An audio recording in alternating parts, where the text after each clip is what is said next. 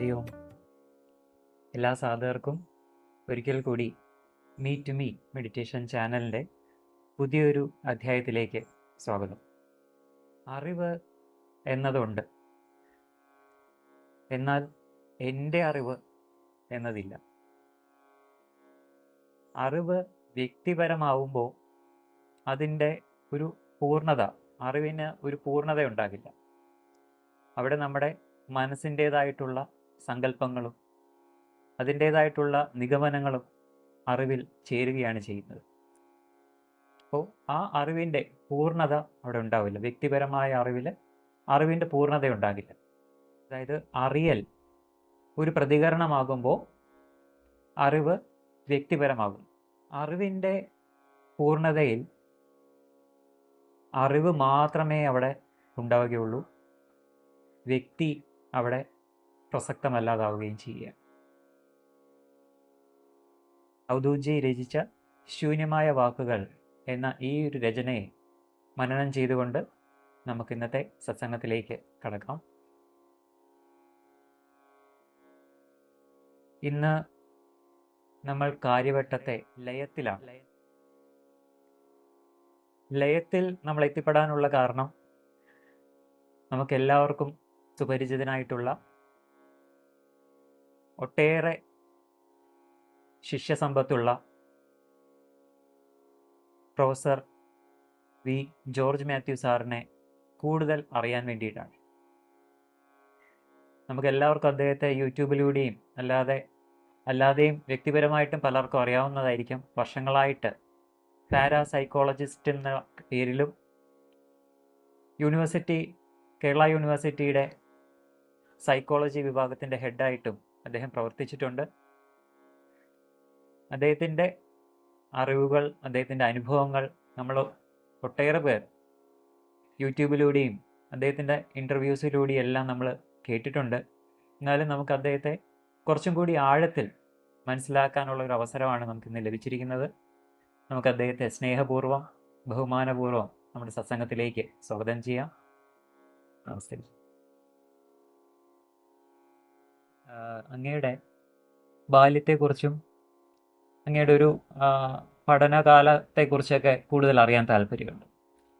പഠനം എന്ന് പറയുന്നത് ഔപചാരികമായിട്ടുള്ള പഠനമുണ്ട്, അനൗപചാരികമായിട്ടുള്ള പഠനമുണ്ട്.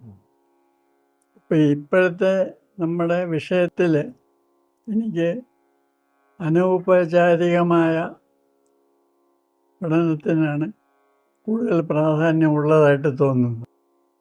അതായത് എൻ്റെ അമ്മയുടെ അച്ഛൻ, അദ്ദേഹം ഒരു സ്കൂൾ അധ്യാപകനായിരുന്നു. ഹെഡ് മാസ്റ്ററായിട്ട് വളരെ വർഷം വർക്ക് ചെയ്തിട്ട് റിട്ടയർ ചെയ്ത ആളാണ്. പുള്ളി അക്കാലത്ത് ഒരു സയൻസ് ഗ്രാജുവേറ്റായിരുന്നു. അത് സ്വല്പം അദ്ദേഹത്തിൻ്റെ തലയ്ക്ക് പിടിച്ചു. എല്ലാം ശാസ്ത്രീയമായിട്ട് മനസ്സിലാക്കണം എന്നൊരു പിടിവാശി അദ്ദേഹത്തിനുണ്ടായിരുന്നു. അപ്പം അദ്ദേഹത്തിന് വ്യക്തിപരമായിട്ട് കുറേ പാരാനോർമലായിട്ടുള്ള എക്സ്പീരിയൻസസ് ഉണ്ടായിരുന്നു.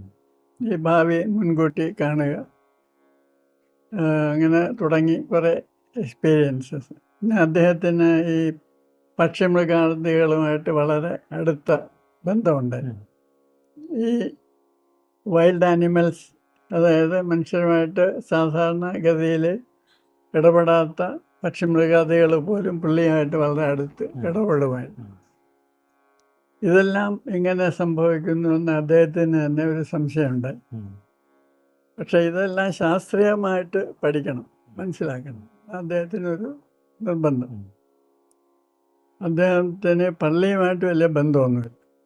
അദ്ദേഹം ഈ സയൻസൊക്കെ പഠിച്ചതിന് ശേഷം പള്ളിയിലൊന്നും പോകാതെ, പിന്നെ വളരെ വയസ്സായി റിട്ടയർ ചെയ്തതിന് ശേഷം അദ്ദേഹം വീണ്ടും പോകാൻ തുടങ്ങി. അതൊരു സാമൂഹ്യ ബന്ധത്തിന് വേണ്ടി എന്നുള്ള രീതി. അതായത് ഒരു ഡോഗ്മാറ്റിക് ക്രിസ്ത്യാനിറ്റിയുമായിട്ട് പുള്ളിക്ക് വലിയ ബന്ധമുണ്ടായിരുന്നു. പിന്നെ പുള്ളിയുടെ ഫ്രണ്ട്സ് പല മതങ്ങളിൽപ്പെട്ടവരുണ്ടായിരുന്നു. അവരുമായിട്ടൊക്കെ ഇങ്ങനെ തത്വചിന്ത പരമായ കാര്യങ്ങൾ അദ്ദേഹം ചർച്ച ചെയ്യുമായിരുന്നു. ഇതൊക്കെ ഞാനും കേൾക്കുമായിരുന്നു അദ്ദേഹത്തിൻ്റെ അടുത്തിരുന്നു. അങ്ങനെ ആയിരിക്കണം എനിക്ക് ഇങ്ങനെ ഒരു താല്പര്യമുണ്ടായി. അപ്പം അദ്ദേഹത്തിൻ്റെ ഈ ശാസ്ത്രീയ മനോഭാവം ഞാൻ ഉൾക്കൊള്ളും. ഏതെങ്കിലും ഒരു മതത്തിൽ ചെന്ന് പെടാൻ പാടില്ല. നമ്മൾ സത്യം ഈ മതനിരപേക്ഷമായിട്ട് തന്നെ മനസ്സിലാക്കണം എന്നൊരു വാശി. ആ രീതിയിലാണ് ഞാൻ ഇതുവരെ മുമ്പോട്ട് വന്നിട്ടുള്ളത്. സൈക്കോളജിയിലേക്ക് വരാൻ ഉണ്ടായ ഒരു കാരണവും തന്നെ ഈ ഒരു പ്രചോദനമായിരുന്നു. ശാസ്ത്രീയമായിട്ട് കാര്യങ്ങളെ ഗ്രഹിക്കണം അതെ അതെ എന്നുള്ളൊരു അതെ ആത്യന്തികമായ രഹസ്യങ്ങൾ ശാസ്ത്രീയമായിട്ട് മനസ്സിലാക്കണം എന്നുള്ള ഒരു അപ്രോച്ച്. അതുകൊണ്ട് എനിക്ക് ഒരുപാട് പേര് ദീക്ഷ തരാമെന്ന് പറഞ്ഞിട്ടുണ്ട്. അപ്പോൾ ഞാൻ വേണ്ടെന്ന് പറയും. എനിക്കങ്ങനെ ദീക്ഷയൊന്നും വേണ്ട. ആ ഒരു മതപരമായ ചര്യയിലൂടെ എനിക്ക് പോകണ്ട. എനിക്ക് ശാസ്ത്രീയമായ ഇത് മതി എന്നുള്ളത്. ഇപ്പം അങ്ങ് സൈക്കോളജിയെ കുറിച്ച് പറഞ്ഞല്ലോ. അപ്പം പാരാസൈക്കോളജിയും സൈക്കോളജിയും തമ്മിലുള്ള വ്യത്യാസം എന്താണ്? സൈക്കോളജിക്ക് ഒരുപാട് ഉപവിഭാഗങ്ങളുണ്ട്. അതിൽ ഒരു ഉപവിഭാഗമാണ് പാരാസൈക്കോളജി. അതീന്ദ്രിയം എന്ന് സാധാരണ പറയുന്ന കാര്യങ്ങളെപ്പറ്റി പഠിക്കുന്ന മനഃശാസ്ത്ര ശാഖയാണ് പാരാസൈക്കോളജി. ഈ പൊതുവെ എല്ലാവരും ഈ സൈക്കോളജി മെയിനായിട്ട് പഠിക്കുകയും അതിൽ കൂടുതൽ വരുന്നതായിട്ട് കണ്ടിട്ടുണ്ട്. പക്ഷെ പാരാസൈക്കോളജിയിലേക്ക് അധികം ആരും ഇങ്ങനെ കടന്നു വരാത്തതിൻ്റെ കാരണം എന്തായിരിക്കാം? പ്രധാന ഒരു കാരണം ഇത് ഈ മതങ്ങളുമായിട്ടൊക്കെ ബന്ധപ്പെട്ട് കിടക്കും. ആർക്കും അതിൽ തൊട്ട് കളിക്കുന്ന ഇഷ്ടമില്ല. ഇപ്പോൾ ഒരാളൊരു ക്രിസ്ത്യൻ ബാക്ക്ഗ്രൗണ്ടിൽ നിന്ന് വന്നു. അപ്പോൾ ക്രിസ്ത്യാനിറ്റിക്ക് കുറേ ഡോഗ്മകളുണ്ട്. അതൊന്നും ചോദ്യം ചെയ്യപ്പെടുന്നത് അവർക്കിഷ്ടമാണ്. ഇപ്പോൾ ക്രിസ്തു മതത്തിൽ തന്നെ പല ഉപവിഭാഗങ്ങളുണ്ട്. ഓരോ ഉപവിഭാഗത്തിനും ഈ പാരാനോർമലായിട്ടുള്ള കാര്യങ്ങളോട് അതിൻ്റേതായിട്ടുള്ള പ്രത്യേക വിശ്വാസങ്ങളുണ്ട്. അതൊന്നും ചോദ്യം ചെയ്യാൻ പലർക്കും ഇഷ്ടമാണ്. ഇപ്പോൾ മരണാനന്തര ജീവിതം, പിന്നെ ഈശ്വരനെ പറ്റിയുള്ള ധാരണകൾ, ഇത് ഒക്കെ മുറുകെ പിടിച്ചുകൊണ്ടിരിക്കാനാണ് ആളുകൾക്ക് ഇഷ്ടം. ഇതൊന്നും ചോദ്യം ചെയ്യാൻ ആർക്കും ഇഷ്ടമാണ്. അതുകൊണ്ട് തന്നെ ഈ പാരാസൈക്കോളജി എന്നുള്ള ആ ഒരു ഉപവിഭാഗത്തിനോട് പലരും ഒരു അകൽച്ച കാണിക്കുന്നു. അത് പറയുന്ന കാര്യങ്ങളുണ്ടായിരിക്കാം. അത് വസ്തുനിഷ്ഠമായിട്ട് പഠിക്കാൻ സാധ്യമായേക്കാം. പക്ഷെ എനിക്കത് വേണ്ട. എനിക്ക് എൻ്റെ മതം പറയുന്ന പോലെ വിശ്വസിച്ചാൽ മതി എന്നുള്ളതാണ്. അങ്ങ് അങ്ങയുടെ ഗ്രാൻഡ് ഫാദറിനെ കുറിച്ച് പറഞ്ഞല്ലോ. അപ്പം അദ്ദേഹത്തിന് കുറച്ച് ഒരു അദ്ദേഹത്തോട് പലതും ഈ സാധാരണ മനുഷ്യരോട് ഇഴകി ചേരാൻ പറ്റാത്ത മൃഗങ്ങൾ വരെ അദ്ദേഹത്തോട് ഇടപെടുന്നു. അപ്പം അദ്ദേഹത്തിന് കുറച്ച് അതീന്ദ്രിയമായിട്ടുള്ള ഇനി വരാൻ പോകുന്നതൊക്കെ അറിയാൻ പറ്റുന്നു എന്ന് പറയുന്നുണ്ടല്ലോ. അങ്ങനത്തെ ഒരു അനുഭവം ഉണ്ടായി. അപ്പം അതീന്ദ്രിയമായിട്ടുള്ള പലതും ചിലർക്ക് അനുഭവിക്കാൻ സാധിക്കുന്നുണ്ട്. പക്ഷെ എന്നാൽ അത് തെളിയിക്കാൻ ബുദ്ധിമുട്ടാണോ ശരിക്കും? ഈ പാരാസൈക്കോളജി എന്നുള്ള വിഷയത്തിൽ ഒരുപാട് തരത്തിലുള്ള പഠന രീതികളെ പറ്റി പറയുന്നു. ലാബിനകത്തുള്ള എക്സ്പെരിമെൻറ്റ്സ് ഉണ്ട്. ഈ കാർഡ് ഗസ്സിങ്, ഡൈസ് ത്രോയിങ് എന്നൊക്കെ പറഞ്ഞുള്ള പരീക്ഷണങ്ങൾ തന്നെ ഉണ്ട്. അതുകൂടാതെ ആളുകളോട് ചോദ്യം ചോദിച്ച് ഓതൻറ്റിക്കേറ്റ് ചെയ്യുന്ന ഒരു രീതി. ഇപ്പോൾ താങ്കൾക്ക് എന്തെങ്കിലും അനുഭവമുണ്ട്, അത് താങ്കൾ പറയുന്നു. അപ്പോൾ ഇത് നേരിട്ട് കണ്ടിട്ടുള്ള ബാക്കി ആളുകളുണ്ടോ? അപ്പോൾ അവരോട് നമ്മൾ സംസാരിക്കുന്നു, അവരുടെ ഇന്ന് എവിഡൻസ് കളക്ട് ചെയ്യുന്നു. അപ്പോൾ താങ്കൾക്ക് ഇന്ന അനുഭവം ഉണ്ടായി, അത് ഇന്ന ആളുകളൊക്കെ കണ്ടതാണ്. ആ രീതിയിൽ തെളിയിക്കാം. ഇങ്ങനെ ഒരുപാട് രീതിയിൽ തെളിയിക്കുന്നുണ്ട്. പക്ഷേ പൊതുവെ ആളുകൾക്ക് ഇങ്ങനെയുള്ളതിലൊന്നും താല്പര്യമില്ല. കാരണം ഇതിപ്പോൾ ഇങ്ങനെ തെളിയിച്ചിട്ട് എന്താ കാര്യം എന്നാണ് പലരും വിചാരിക്കുന്നത്. ഇപ്പോൾ ചിലർ പറയുന്നത് ഇങ്ങനെയൊന്നുമില്ല, പിന്നെ ഇതെങ്ങനെയാണ് തെളിയിക്കുന്നത്. അപ്പോൾ ഇങ്ങനെ ആളുകൾക്ക് ഇതിനെ പറ്റി ഉം, ചില ധാരണകൾ വെച്ച് പുലർത്താനാണ് താല്പര്യം, ഉണ്ടെന്നോ ഇല്ലെന്നോ. പക്ഷെ അത് ശാസ്ത്രീയമായിട്ട് അതിനെപ്പറ്റി പഠിക്കാനായിട്ട് മിക്കവർക്കും താല്പര്യമാണ്. കാരണം അവരുടെ വിശ്വാസങ്ങൾ അതെ തെറ്റിപ്പോകുമോ അതെ അതെ, എന്നുള്ളൊരു തീർച്ചയായിട്ടും ഭയം ആണ്. തീർച്ചയായിട്ടും. ഈ മനസ്സിൻ്റെ ഒരു സൃഷ്ടിയും അതീന്ദ്രിയമായിട്ടുള്ള അനുഭവവും ഇത് തമ്മിൽ എന്തെങ്കിലും വ്യത്യാസം ഉണ്ടോ? അതീന്ദ്രിയം എന്നുള്ള വാക്ക് പല രീതിയിൽ ഉപയോഗിക്കുന്നു.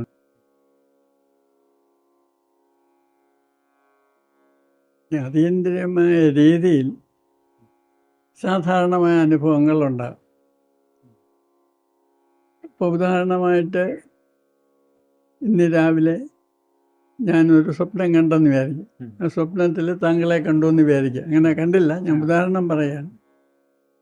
അപ്പോൾ താങ്കൾ പെട്ടെന്ന് കയറി വരുന്നു. അപ്പോൾ ഞാൻ മനസ്സിലാക്കുന്നു രാവിലെ താങ്കളെ സ്വപ്നത്തിൽ കണ്ടു. അപ്പോൾ താങ്കളെ നേരത്തെ കാണാൻ ഒരു മാർഗമില്ല. അപ്പോൾ താങ്കളെ സ്വപ്നത്തിൽ കണ്ടു എന്നുള്ളത് സാധാരണ കാണുന്ന രീതിയിൽ തന്നെ സ്വപ്നത്തിലാണ് കണ്ടെന്നേ ഉള്ളൂ. അത് ഒരു സാധാരണ രീതിയിലുള്ള അനുഭവമാണ്. അത് സ്വപ്നത്തിൽ സംഭവിച്ചു, അല്ലെങ്കിൽ നേരത്തെ സംഭവിച്ചു. അത് ഒരു തരത്തിലുള്ള അതീന്ദ്രിയ അനുഭവം.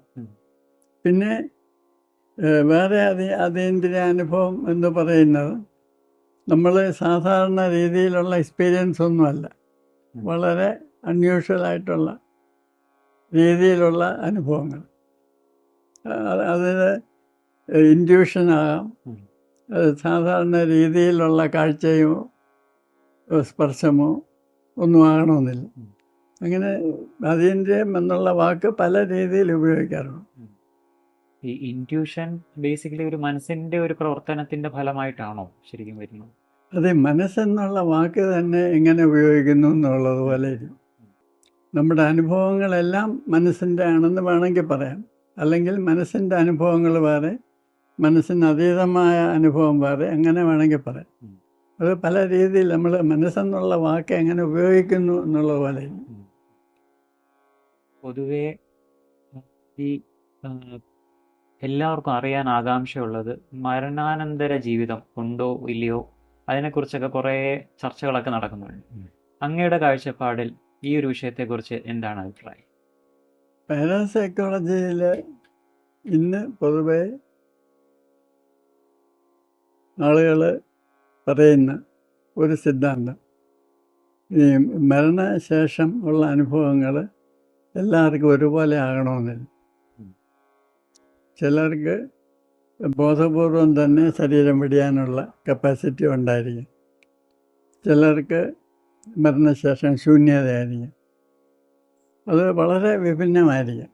നമ്മുടെ ഒരു തോന്നൽ എല്ലാവർക്കും ഒരുപോലെയാണെന്ന്, ഇങ്ങനെ ആകണമെന്നില്ല. ഇപ്പം ഞാൻ കുറേ യാത്ര ചെയ്തിട്ടുണ്ട്, പലതരം ആളുകളുമായിട്ട് സംസാരിച്ചിട്ടുണ്ട്.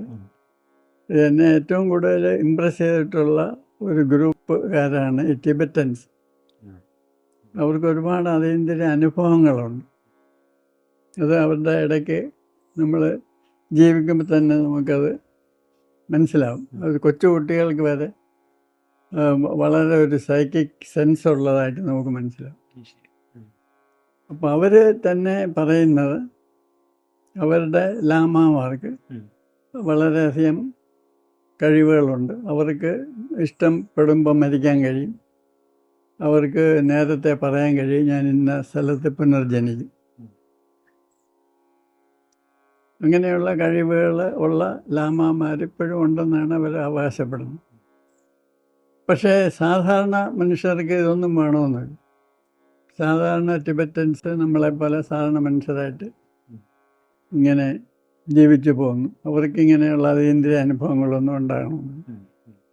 അപ്പോൾ ഈ മനുഷ്യരുടെ എക്സ്പീരിയൻസ് വളരെ വ്യത്യസ്തമാകും മരണത്തിന് ശേഷം. അങ്ങ് ഒട്ടേറെ യാത്രകൾ ചെയ്തു, കുറേ പേര് കണ്ടിട്ടുണ്ട്. അങ്ങയുടെ സംശയങ്ങളോ അല്ലെങ്കിൽ അറിയാൻ വേണ്ടിയിട്ടുള്ള രീതിയിൽ ചോദ്യങ്ങളൊക്കെ ചോദിച്ചിട്ടുണ്ടാവും. അപ്പം അവരിൽ നിന്നും ലഭിച്ച ഉത്തരം കൂടുതൽ അങ്ങേക്ക് കൺവിൻസ് ആയി വന്നിട്ടുണ്ടോ?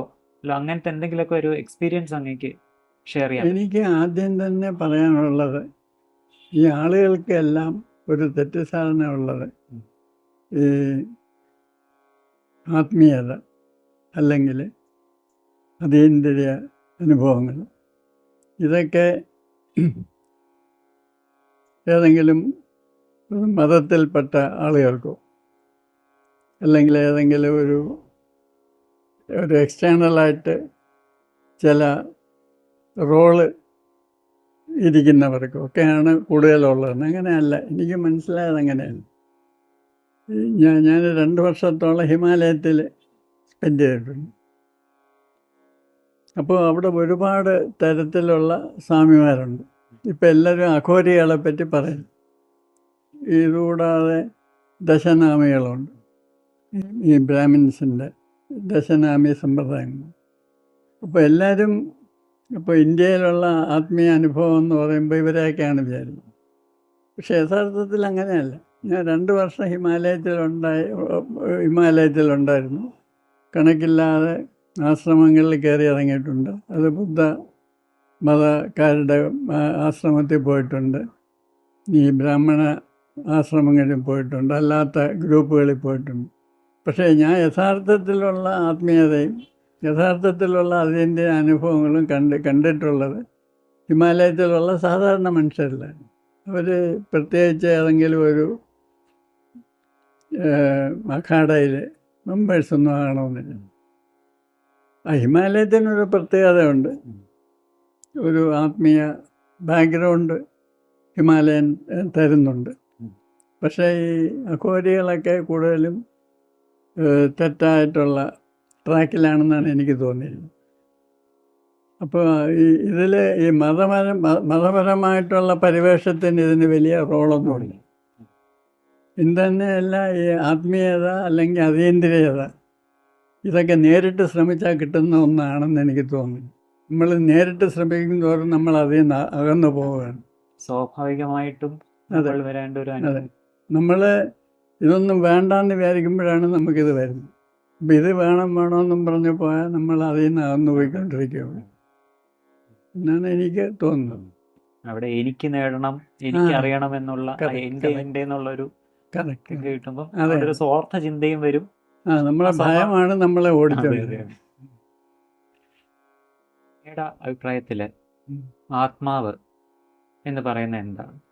എൻ്റെ അഭിപ്രായത്തിൽ യഥാർത്ഥ സത്യം എന്ന് പറയുന്നത് സ്ഥൂലമല്ല. സ്ഥൂലം എന്ന് പറയുന്നത് നമ്മൾ ഇന്ദ്രിയങ്ങൾ കൊണ്ട് അനുഭവിക്കുന്നതേ ഉള്ളൂ. സത്യം സൂക്ഷ്മമാണ്, അതാണ് വാസ്തവികത.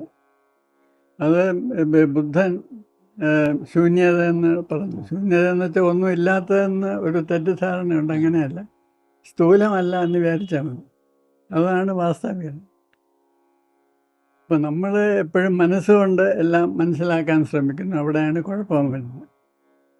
അപ്പം നമ്മൾ ഒന്നും അറിയണ്ട എന്ന് വിചാരിക്കുമ്പോഴാണ് നമ്മൾ സൂക്ഷ്മത്തിലേക്ക് പോകുന്നത്. നമ്മൾ അറിയണമെന്ന് നമ്മൾക്ക് നിർബന്ധം തോന്നുന്നത് നമുക്ക് ഉള്ളിൽ ഭയമുള്ളത് കൊണ്ടാണ്. നമ്മുടെ ശരീരം നഷ്ടപ്പെടുമോ ഭയം കൊണ്ടാണ് നമുക്ക് എല്ലാം അറിയണം എന്നുള്ള താല്പര്യം. യഥാർത്ഥ സത്യം ഒരിക്കലും മനസ്സുകൊണ്ട് അറിയാൻ പറ്റില്ല. അറിയേണ്ട ആവശ്യമില്ല എന്ന് തീരുമാനിക്കുമ്പോൾ നമ്മുടെ മനസ്സിലെ ഭയമില്ലാതാകും. അപ്പോൾ പിന്നെ സത്യമാണ് ഉള്ളത്. അത് നമ്മളെ മനസ്സുകൊണ്ട് അല്ല അറിയുന്നത്, ഇൻറ്റ്യൂഷൻ കൊണ്ട്. അതിനറിയുക എന്നുള്ള വാക്ക് തന്നെ അവിടെ പ്രസക്തമാണെന്നാണ് എനിക്ക് തോന്നുന്നത്. ബോധം ബ്രെയിനിൻ്റെ ഒരു ഉൽപ്പന്നമാണോ അതോ ബോധത്തിൻ്റെ ഒരു ഉപകരണമാണോ ബ്രെയിൻ എന്ന് പറയും? എനിക്ക് തോന്നുന്നത് എല്ലാം നമ്മൾ സ്ഥൂലമായിട്ട് കാണുന്ന എല്ലാം, നമ്മുടെ തലച്ചോറ് ഉൾപ്പെടെ എല്ലാം സൂക്ഷ്മമായ എന്തിൻ്റെയോ പ്രകടിത രൂപമാണ്. അതായത് തലച്ചോറെന്ന് പറയുന്നത് ബോധത്തിൽ നിന്ന് ഉണ്ടാകുന്ന ഒരു സംഗതിയാണ്. നേരെ മറിച്ച് ബോധം എന്ന് പറയുന്നതാണ് സ്വതന്ത്രമായിട്ട് നിലകൊള്ളുന്നത്. അതായത് ബോധത്തിലാണ് തലച്ചോറ്, തലച്ചോറിലല്ല ബോധം. ബോധത്തിൽ ആണ് തലച്ചോറുണ്ടാകുന്നത്. ബോധം ഉള്ളത് കൊണ്ടാണ് തലച്ചോറ് പ്രവർത്തിക്കുന്നത്. ബോധത്തിന് തലച്ചോറിൽ നിന്ന് സ്വതന്ത്രമായിട്ട് നിലനിൽക്കാനും കഴിയും. നേരെ മറിച്ച് തലച്ചോറിന് ബോധമില്ലെങ്കിൽ നിലനിൽക്കാൻ ഒക്കില്ല എന്നാണ് എനിക്ക് തോന്നുന്നത്. അപ്പം നേരത്തെ അങ്ങ് സൂചിപ്പിച്ചു, അങ്ങ് കണ്ട ഈ സാധാരണ മനുഷ്യരിലാണ് കൂടുതൽ അതീന്ദ്രിയ അനുഭവങ്ങളും, അല്ലെങ്കിൽ അവരിലാണ് ആത്മീയത പ്രകടമായിട്ട് അങ്ങേക്ക് തോന്നിയത്, അല്ലെങ്കിൽ അല്ല കൂടുതൽ അപ്പം അങ്ങനെ സാധാരണക്കാർക്കും അതീന്ദ്രിയ അനുഭവങ്ങൾ ഉണ്ടാവുന്നുണ്ട്. അപ്പം വ്യക്തിപരമായിട്ടുള്ള വിശ്വാസം ഈ അതീന്ദ്രിയ അനുഭവത്തെ എങ്ങനെയാണ് മറയ്ക്കുന്നത്? ഈ വാസ്തവികത എന്ന് പറയുന്നതിന് അതിരില്ല. അത് അനന്തമാണ്. അനന്തം, അജ്ഞാതം, അവർണ്ണനീയം എന്നൊക്കെ സാധാരണ പറയാറുണ്ട്. അപ്പം നമ്മൾ ഏതെങ്കിലും ഒരു വിശ്വാസത്തിൽ ഇങ്ങനെ കടിച്ചു തൂങ്ങുകയാണെങ്കിൽ നമ്മൾ നമ്മുടെ മൈൻഡിനെ ലിമിറ്റ് ചെയ്യുകയാണ്, കണ്ടീഷൻ ചെയ്യുകയാണ്. അപ്പോൾ നമ്മൾ ഒരു വട്ടത്തിനകത്ത് കിടന്ന് കറങ്ങുകയുള്ളൂ. അപ്പോൾ ഈ സ്വതന്ത്രമായിട്ട് നടക്കുന്ന ഒരാൾക്ക് അങ്ങനെ ഒരു ലിമിറ്റേഷൻ്റെ ആവശ്യമില്ല. അപ്പോൾ അവരുടെ മനസ്സിന് ഫോമില്ല. അതാണ് വാസ്തവികതയ്ക്ക് കൂടുതൽ അടുത്തിരിക്കുന്നത്. അത് കൂടുതൽ ഫ്ലെക്സിബിളായിരിക്കും. ഇപ്പോൾ ഞാൻ ഇങ്ങനെ ഒരു ക്രിസ്ത്യാനിയാണ്. അപ്പോൾ ക്രിസ്തു മതത്തിനൊരു ഡോഗ്മയുണ്ട്, ദൈവത്തിന് ഒരു മകനേ ഉള്ളൂ, അത് യേശുവാണ്. അപ്പം അങ്ങനെയൊക്കെ വിചാരിച്ചുകൊണ്ടിരിക്കുമ്പോൾ ഞാൻ എൻ്റെ മൈൻഡിനെ കൂടുതൽ ലിമിറ്റ് ചെയ്യുകയാണ്. നേരെ മറിച്ച് സാധാരണ ഒരു മനുഷ്യന് പ്രത്യേകിച്ച് അങ്ങനെ ഒരു ഡോഗ്മയുടെ ആവശ്യമില്ല. അല്ലെ എനിക്ക് എവിടെയെങ്കിലും എത്തണം, എനിക്കൊരു സമാധി വേണം, എനിക്ക് നിർവ്വാണം വേണം എന്നൊക്കെ പറഞ്ഞാൽ നമ്മൾ വീണ്ടും ഒരു ട്രാക്കിൽ പോവുക. എനിക്ക് ഒന്നും വേണ്ട എന്ന് വിചാരിച്ചാൽ അയാളുടെ മനസ്സ് ഫ്രീ ആയി, മനസ്സ് ഫോംലെസ്സായി. അതാണ് അനന്തം, അജ്ഞാതം, അവർണ്ണനീയം. നമ്മുടെ ഭയമാണ് നമ്മളെ ഇങ്ങനെ ഓരോ ട്രാക്കിൽ പിടിച്ച് നിർത്തുന്നതെന്നാണ് എനിക്ക് തോന്നുന്നത്. അപ്പം അതൊക്കെ ഒരു വ്യക്തിപരമായിട്ടുള്ള ഒരു വിശ്വാസത്തിന്റെ ഭാഗമായിട്ട് മാറും. അതെ അതെ അതെ. അപ്പൊ ആ യഥാർത്ഥ അറിവ് നമ്മളിലേക്ക് ലഭിക്കുകയില്ല. ഇല്ല, യഥാർത്ഥ അറിവിന് സമയമൊന്നും വേണ്ട. നമ്മുടെ മനസ്സ് സ്വതന്ത്രമാകുമ്പോൾ നമ്മൾ വാസ്തവികതയിലാണ്. അതിന് എനിക്ക് 10 വർഷം സാധന ചെയ്യണം, അല്ലെങ്കിൽ ഞാനിങ്ങനെ അവധൂത വൃത്തിയിൽ പോകണം, പിന്നെ ഇങ്ങനെ പല സ്റ്റെപ്പിൽ കൂടെ ഇങ്ങനെ പോകണം എന്ന് പറഞ്ഞാൽ നമ്മൾ വീണ്ടും ഒരു ട്രാക്കിൽ ഇങ്ങനെ പോയിക്കൊണ്ടിരിക്കുകയാണ്. പ്രേതസങ്കല്പം, സിനിമയിലെ പ്രേതസങ്കല്പവും യഥാർത്ഥത്തിൽ പ്രേതം എന്ന് പറയുന്നതും തമ്മിലുള്ള ഒരു വ്യത്യാസം എന്താണ്? ഇത് എന്നെ കാണാനായിട്ട് ഇടയ്ക്കിടയ്ക്ക് ഇങ്ങനെ ഡയറക്ടർമാരും സ്ക്രീൻ പ്ലേ എഴുത്തുകാരും ഒക്കെ വരാറുണ്ട്. എല്ലാവർക്കും വേണ്ടത് ഞെട്ടിക്കുന്ന അനുഭവങ്ങളാണ്. അതിങ്ങനെ ഞാൻ പറഞ്ഞു എന്ന് പറയുമ്പോൾ അത് കൂടുതൽ അത് വാസ്തവമാണെന്ന് ജനം വിചാരിക്കും. അപ്പോൾ ഞാൻ പറയുന്നത് യഥാർത്ഥത്തിലുള്ള പ്രേതങ്ങളൊന്നും പേടിപ്പിക്കാറില്ല. അത് മിക്കവാറും ടൈം സ്ലിപ്പാണ്. പണ്ട് നടന്ന സംഭവങ്ങൾ നമ്മളിപ്പോൾ കാണുന്നത്. അതിനൊരു പേടി എന്നുള്ള ഒരു കൺസെപ്റ്റേ അവിടെ വരുന്നില്ല. പിന്നെ ആളുകൾക്കിങ്ങനെ നമുക്കിങ്ങനെ പരമ്പരാഗതമായ കിട്ടിയിട്ടുള്ള കുറേ കൺസെപ്റ്റ്സ് ഉണ്ട്, യക്ഷി, മാടൻ. അപ്പോൾ ഇതുമായിട്ടൊക്കെ കൊണ്ട് കണക്ട് ചെയ്യണം. അപ്പം ഞാൻ പറയുന്നത് ഇത് കണക്ട് ചെയ്യേണ്ട ഒരാവശ്യമില്ല.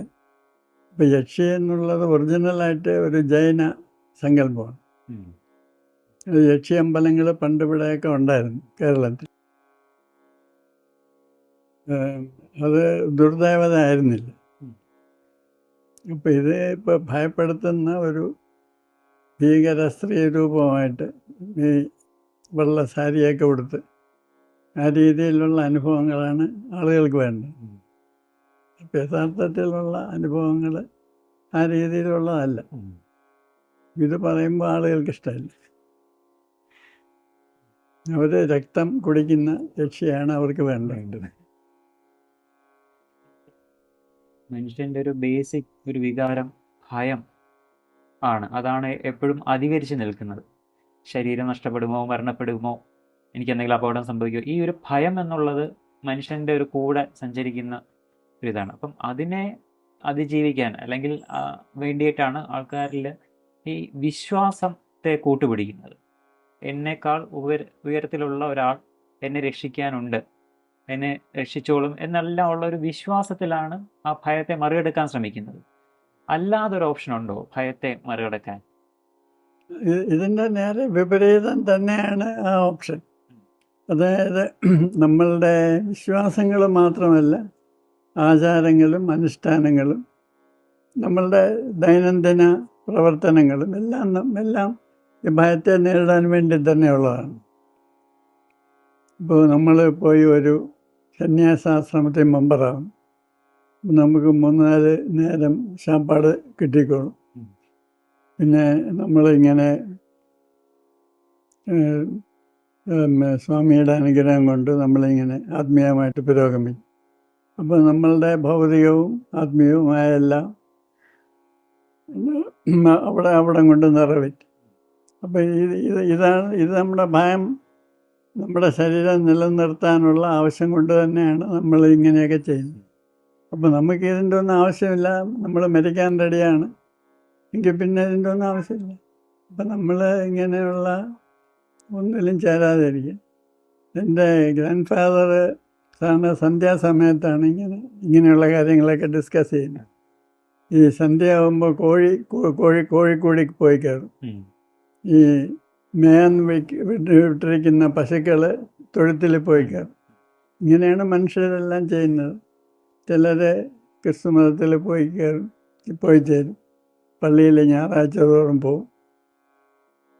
അപ്പോൾ അവർ വിചാരിക്കുന്ന ഇങ്ങനെ പോയാൽ നമ്മൾ സ്വർഗത്തിൽ പോകും, അല്ലെങ്കിൽ നമ്മുടെ എല്ലാ കാര്യങ്ങളും ദൈവം നോക്കിക്കോളും. അപ്പോൾ ചിലർ മതത്തിലൊന്നും വിശ്വസിക്കുന്നില്ല, പക്ഷെ അവർക്ക് ജോലിക്ക് പോകും. എവിടെയെങ്കിലും അവർക്ക് ജോലി കിട്ടുകയാണെങ്കിൽ ദിവസം പോയി അവിടെ പോയി പണിയെടുക്കും. അത് കുറച്ച് പ്രയാസമുള്ള കാര്യമാണ്. അപ്പോൾ എല്ലാവരും ഓരോ ട്രാക്കിലിങ്ങനെ പോകുന്നത് അവരവരുടെ ജീവൻ നിലനിർത്താൻ വേണ്ടിയാണ്. അപ്പോൾ എനിക്കിപ്പോൾ മരിക്കാൻ വലിയ ഭയമൊന്നുമില്ല. ഞാനിപ്പോൾ ഈ കഷ്ടപ്പെട്ട ജോലിയൊന്നും ചെയ്യുന്നില്ല, അല്ലെങ്കിൽ ഒരു വിശ്വാസവും വെച്ച് പുലർത്തുന്നില്ല, എങ്കിൽ പിന്നെ ഭയമൊന്നുമില്ല. അപ്പം നമ്മൾ ഈ സന്ധ്യയാകുമ്പം കോഴിക്കൂട്ടി കയറുന്ന പോലെ, പശുക്കുട്ടി കയറുന്നതും, ഇരുട്ടാകുമ്പോൾ പിന്നെ പാമ്പ് വരും, അല്ലെങ്കിൽ വന്യമൃഗങ്ങൾ വരും. അപ്പോൾ ഓരോ കൂട്ടിപ്പോയി കയറുന്ന പോലെയാണ് ഓരോ മതങ്ങളിലോ ഓരോ തൊഴിൽ പരിപാടികളിലൊക്കെ പോയി ചേരുന്നു. അപ്പം നമുക്ക് ജീവിച്ചിരിക്കണമെന്ന് വലിയ നിർബന്ധമൊന്നും ഇല്ലെങ്കിൽ പിന്നെ ഭയമില്ല. ഇപ്പം മരിച്ചു കഴിഞ്ഞിപ്പോൾ നരകത്തിൽ പോകാൻ പുറപ്പെടാണെങ്കിൽ പിന്നെ ഒരു പ്രത്യേക ഒരു രീതിയിൽ ജീവിക്കേണ്ട കാര്യമുണ്ട്. ഇത്രയും വർഷത്തെ ഒരു എക്സ്പീരിയൻസിൽ നിന്നും, ഈ ഒരു ജീവിത എക്സ്പീരിയൻസിൽ നിന്നും മറക്കാൻ പറ്റാത്ത ഒരു അനുഭവം നമുക്ക് വേണ്ടി ഷെയർ ചെയ്യാം. ഇപ്പോൾ നിങ്ങളുമായിട്ട് സംസാരിക്കുന്നത് മറക്കാൻ പറ്റാത്ത ഒരു അനുഭവമാണ്. സാധാരണ അങ്ങനെ ഈ സന്യാസി ഭാഷക്കാരെന്നെ ഇൻ്റർവ്യൂ ചെയ്യാൻ വരാറുള്ളൂ. ഇതാദ്യമാണെന്ന് തോന്നുന്നു ഇങ്ങനെ താടിയൊക്കെ വളർത്തിയ ഒരാൾ സാധാരണക്കാരനായ എന്നെ ഇങ്ങനെ ഇൻ്റർവ്യൂ ചെയ്യാൻ വരും. എങ്കിലും അങ്ങയുടെ ഇത്രയും വർഷത്തെ ഒരു എക്സ്പീരിയൻസ് ഉണ്ടല്ലോ, പല രീതിയിലുള്ള അന്വേഷണമാണ് അങ്ങ് നടത്തിയിട്ടുള്ളത്, ശാസ്ത്രീയമായിട്ടുള്ള ഒരു അന്വേഷണം. അതിൽ അങ്ങയുടെ ഓർമ്മയിൽ തങ്ങി നിൽക്കുന്ന, അങ്ങേക്ക് ഒരു മുതൽക്കൂട്ടെന്ന് വിശ്വസിക്കാൻ പറ്റുന്ന ആ അനുഭവത്തിൽ വരുന്ന ഒരു ഒന്ന് ഷെയർ ചെയ്യാം. ഈ ഒരു പഠനത്തിൽ മുന്നോട്ട് പോകാൻ സഹായിച്ച ഒരു അനുഭവം. എനിക്കിപ്പോൾ പെട്ടെന്ന് ഓർമ്മ വരുന്നത്, ഞാനിങ്ങനെ ഒരുപാട് ആശ്രമങ്ങളിലൊക്കെ കയറി ഇറങ്ങി. അത് ക്രിസ്ത്യൻ ആശ്രമങ്ങളിൽ ഇവിടെയൊക്കെ തന്നെ ധാരാളം ഈ ആത്മീയ ക്രിസ്ത്യൻ വകുപ്പിൽപ്പെട്ട ആത്മീയ ആചാര്യന്മാരെ കണ്ട് സംസാരിച്ചു. പിന്നെ ഹിമാലയത്തിൽ ഒരുപാട് ബുദ്ധിസ്റ്റ് ആശ്രമങ്ങളിൽ പോയി. ഈ മധ്യപ്രദേശിലും മഹാരാഷ്ട്രയിലുമൊക്കെയാണ് ജൈന ആശ്രമങ്ങളിൽ പോയി. പക്ഷേ ഞാൻ കണ്ടിട്ടുള്ള ഏറ്റവും ആത്മീയമെന്ന് എനിക്ക് തോന്നിയിട്ടുള്ളവർ സാധാരണ മനുഷ്യരാണ്. അവർക്കാണ് യഥാർത്ഥ സിദ്ധികളൊക്കെ ഉള്ളതായിട്ട് എനിക്ക് തോന്നുന്നത്. അത് പ്രത്യേകിച്ച് ഇപ്പം എൻ്റെ മനസ്സിൽ ഓർമ്മ വരുന്ന ഒരാൾ അയാളുടെ പേര് സിംഗാണ്. അയാൾ പക്ഷേ സർദാർജി അല്ല. ആ. പലർക്കും ഒരു തെറ്റിദ്ധാരണ ഈ സിംഗ് എന്ന് പറഞ്ഞ ഉടനെ സർദാർജിയാണ്. അങ്ങനെയല്ല. സിംഗ് എന്നുള്ള പേര് ഉള്ള സർദാർജിമാരല്ലാത്ത ധാരാളം പേരുണ്ട്. ഇദ്ദേഹം സിംഗ് ആണെന്ന് എനിക്ക് തോന്നുന്നില്ല. സിംഗ് എന്നാണ് എൻ്റെ പേരെന്നേ ഉള്ളൂ. അപ്പം അദ്ദേഹത്തിന് വലിയ പണക്കാരനാണ്. അദ്ദേഹത്തിന് ഒരുപാട് കൃഷി സ്ഥലങ്ങളുണ്ട്, ജോലിക്കാരുണ്ട്. അദ്ദേഹം തന്നെ പറഞ്ഞത് അദ്ദേഹം ചെറുപ്പമായിരുന്നപ്പോൾ ജോലിക്കാർക്ക് നിന്നൊക്കെ നല്ല അടി കൊടുക്കുമായിരുന്നു. ഇങ്ങനെ നമ്മൾ കാണുന്ന സാധാരണ ഇങ്ങനെ ഒരു അഹിംസ സ്ട്രിക്റ്റായിട്ട് ഫോളോ ചെയ്യുന്ന അങ്ങനെയുള്ള ആളൊന്നുമല്ല. അത് കണ്ടാലൊരു ഗുണ്ടാ പോലെ ഇരിക്കും. പക്ഷേ പുള്ളിക്ക് സിദ്ധികൾ ധാരാളം ഉണ്ടെന്ന് എനിക്ക് തോന്നി. അപ്പോൾ അത് എനിക്ക് തന്നെ ഒരു സർപ്രൈസായിരുന്നു. ഒരു എക്സ്റ്റേണലായിട്ടുള്ള വെളിയിൽ കാണുമ്പോൾ ഈ നമുക്കൊരു ധാരണയുണ്ട് ഈ ആത്മീയമായിട്ടുള്ള ആളിങ്ങനെ ആയിരിക്കും. ഇങ്ങനെയുള്ള ഒരു എക്സ്റ്റീരിയർ അങ്ങേർക്കില്ല. പക്ഷെ അദ്ദേഹത്തിന് ആത്മീയമായിട്ടുള്ള നല്ല ഇൻസൈറ്റ് ഉണ്ട്, ആത്മീയമായിട്ടുള്ള കാര്യങ്ങൾ. അദ്ദേഹം കല്യാണം കഴിച്ചിട്ടുണ്ട്. അദ്ദേഹത്തിന് ഭാര്യയും മക്കളൊക്കെ ഉണ്ട്. ഇപ്പോൾ മക്കളാണ് ഇപ്പോൾ ജോലി എല്ലാം ചെയ്യുന്നത്, കൃഷിയൊക്കെ നോക്കുന്നത്. അപ്പോൾ ഇദ്ദേഹം ഡൽഹിയിൽ ചൂട് കൂടുമ്പോൾ ഹിമാലയത്തിൽ വന്നിരിക്കും. അതിനുവേണ്ടി അദ്ദേഹം അവിടെ ഒരു വീടൊക്കെ ഉണ്ടാക്കിയിട്ടുണ്ട്. ആ രീതിയിൽ ഒരു സുഖമാനാണ്. പിന്നെ കണ്ടാൽ അദ്ദേഹം ഒരു സന്യാസ ജീവിതം അങ്ങനെയൊന്നുമല്ല. പക്ഷെ അങ്ങനെയുള്ളവർക്ക് വളരെയധികം ആത്മീയമായിട്ടുള്ള ഇൻസൈറ്റ്സ് ഉണ്ടാകാം, സിദ്ധികളുണ്ടാകാം എന്നൊക്കെ എനിക്ക് മനസ്സിലായി. കേട്ടിട്ടുള്ളൊരു വിശ്വാസം, അല്ലെങ്കിൽ പലരും പറഞ്ഞു കേട്ടിട്ടുള്ളത്, മരണശേഷം ആത്മാവ് റിവെഞ്ച് ചെയ്യും എന്നുള്ള രീതിയിലൊക്കെ. അങ്ങയുടെ ഒരു കാഴ്ചപ്പാട് പറയാം. ഈ സൈക്കോ കൈനറ്റിക് എഫക്റ്റ് ഒന്നുണ്ട്. അത് എപ്പോഴാണ് അത് ആരംഭിക്കുന്നത്, എപ്പോൾ അവസാനിക്കുമെന്നൊന്നും പറയാൻ പറ്റില്ല. ഇപ്പോൾ ഒരാൾക്ക് നിങ്ങളൊരു ദ്രോഹം ചെയ്യുന്നു, അയാൾ മരിക്കും. അയാൾ മരിക്കുന്നതിന് മുമ്പേ അയാൾ ഒരു സൈക്കോ കൈനറ്റിക് എഫക്റ്റ് ഇട്ടിട്ട് പോകുന്നു എന്ന് വിചാരിക്കും. അത് ചിലപ്പോൾ 10 വർഷം കഴിഞ്ഞായിരിക്കും നടപ്പാകും. അപ്പോൾ ഇതെപ്പോഴാണ് ഇത് സ്റ്റാർട്ട് ചെയ്യുന്നതെന്ന് നമുക്ക് പറയാൻ പറ്റില്ല. അയാൾ ചിലപ്പോൾ ജീവിച്ചിരിക്കുമ്പോഴായിരിക്കും. പക്ഷെ അത് പൂർത്തീകരിക്കപ്പെടുന്നത് ചിലപ്പോൾ 10 വർഷം കഴിഞ്ഞായിരിക്കും. അപ്പോൾ ഇയാൾ മരിച്ചതിന് ശേഷമാണോ ഇത് ഇനീഷ്യേറ്റ് ചെയ്ത്, ജീവിച്ചിരിക്കുമ്പോൾ തന്നെയാണോ എന്ന് തിരിച്ചറിയാൻ എളുപ്പമല്ല. അതായത് അദ്ദേഹത്തിൻ്റെ മനസ്സിൽ ഒരു തന്നെ ദ്രോഹിച്ച ആളോട് ഒരു റിവെഞ്ച് പോലെ അതെ, മരിക്കുന്നതിന് മുന്നേയും തോന്നാം. അതെ. അത് ചിലപ്പോൾ എഫക്റ്റ് ആവുന്നത് മരിച്ചതിന് ശേഷം 10 വർഷം കഴിഞ്ഞാകും.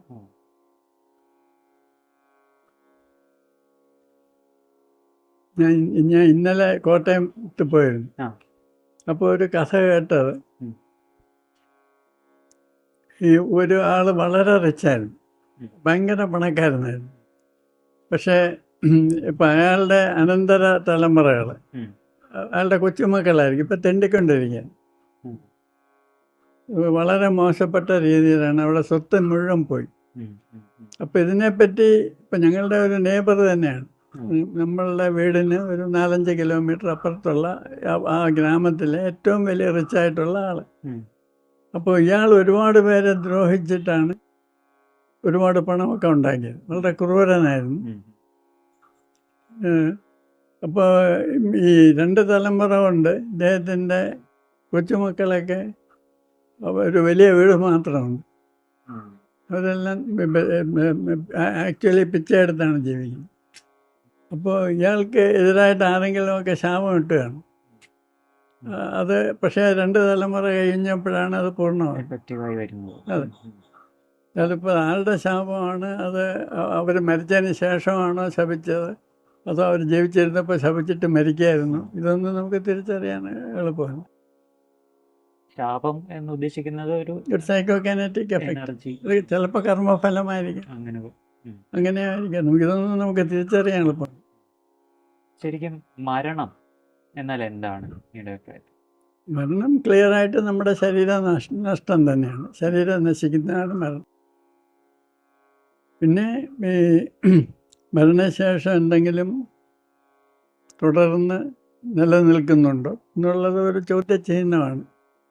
അപ്പോൾ ഇപ്പോൾ ശാസ്ത്രം, ഫിസിക്സ് ഉൾപ്പെടെ ശാസ്ത്രം ഇപ്പോൾ പറയുന്നത് ഈ യഥാർത്ഥ സത്യം എന്ന് പറയുന്നത് കോൺഷ്യസ്നെസ്സാണ്, ബോധമാണ്.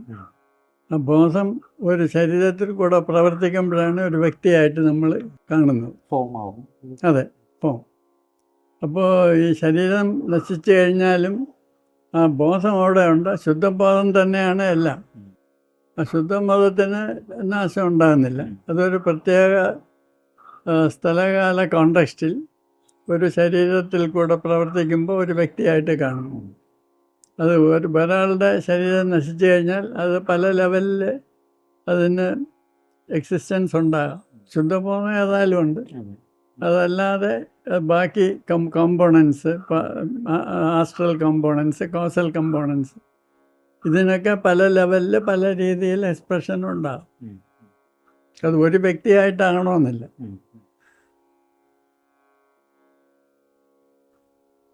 അത് എല്ലാ ആളുകൾക്കും ഒരേപോലെ ആകണമെന്നില്ല. ഓരോ ആളുകൾക്ക് ഓരോ രീതിയിലുമായിരിക്കും. എനർജി ലെവലിന്റെ വ്യത്യാസം അതെയാണ് അനുസരിച്ച്. അതെയാണ്. നിങ്ങൾക്ക് ഇപ്പം എല്ലാവരും കേൾക്കാൻ ആഗ്രഹിക്കുന്നത് അല്ലെങ്കിൽ അറിയാൻ ആഗ്രഹിക്കുന്ന പ്രേതങ്ങളുണ്ടോ അല്ലെങ്കിൽ പ്രേത അനുഭവങ്ങളെ കുറിച്ചൊക്കെയാണ്. അപ്പം അങ്ങനെ എന്തെങ്കിലും അനുഭവങ്ങൾ അങ്ങേക്ക് ഉണ്ടായിട്ടുണ്ടോ? അതിനെ ഏത് രീതിയിലാണ് അങ്ങ് മനസ്സിലാക്കുക? അതീന്ദ്രിയമായിട്ടുള്ള അനുഭവങ്ങൾ പല രീതിയിലുണ്ട്. ഇപ്പം നമ്മൾ ഒരു സൈക്കിക്കായിട്ടുള്ള ആളിൻ്റെ കൂടെ എവിടെയെങ്കിലും പോവുകയാണെങ്കിൽ അയാൾക്കുണ്ടാകുന്ന അനുഭവങ്ങൾ കുറച്ചൊക്കെ നമുക്കും ഉണ്ടാവും. അതായത് അവർ ചിലപ്പോൾ അങ്ങോട്ട് നോക്കെന്ന് പറഞ്ഞ് നോക്കുമ്പോൾ നമ്മൾ എന്തെങ്കിലും ഒരു രൂപം അവിടെ കണ്ടെന്നു. അപ്പം നമ്മൾ തന്നെ പോയാൽ അത് കാണണമെന്നില്ല.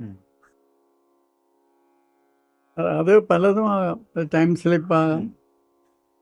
അത് എന്തൊക്കെ റേഞ്ച് പോസിബിൾ ആണെന്ന് ചോദിച്ചാൽ അതിനൊരു ലിമിറ്റില്ല. ഇങ്ങനെയുള്ള എക്സ്പീരിയൻസസ് എനിക്കുണ്ടായിട്ടുണ്ട്.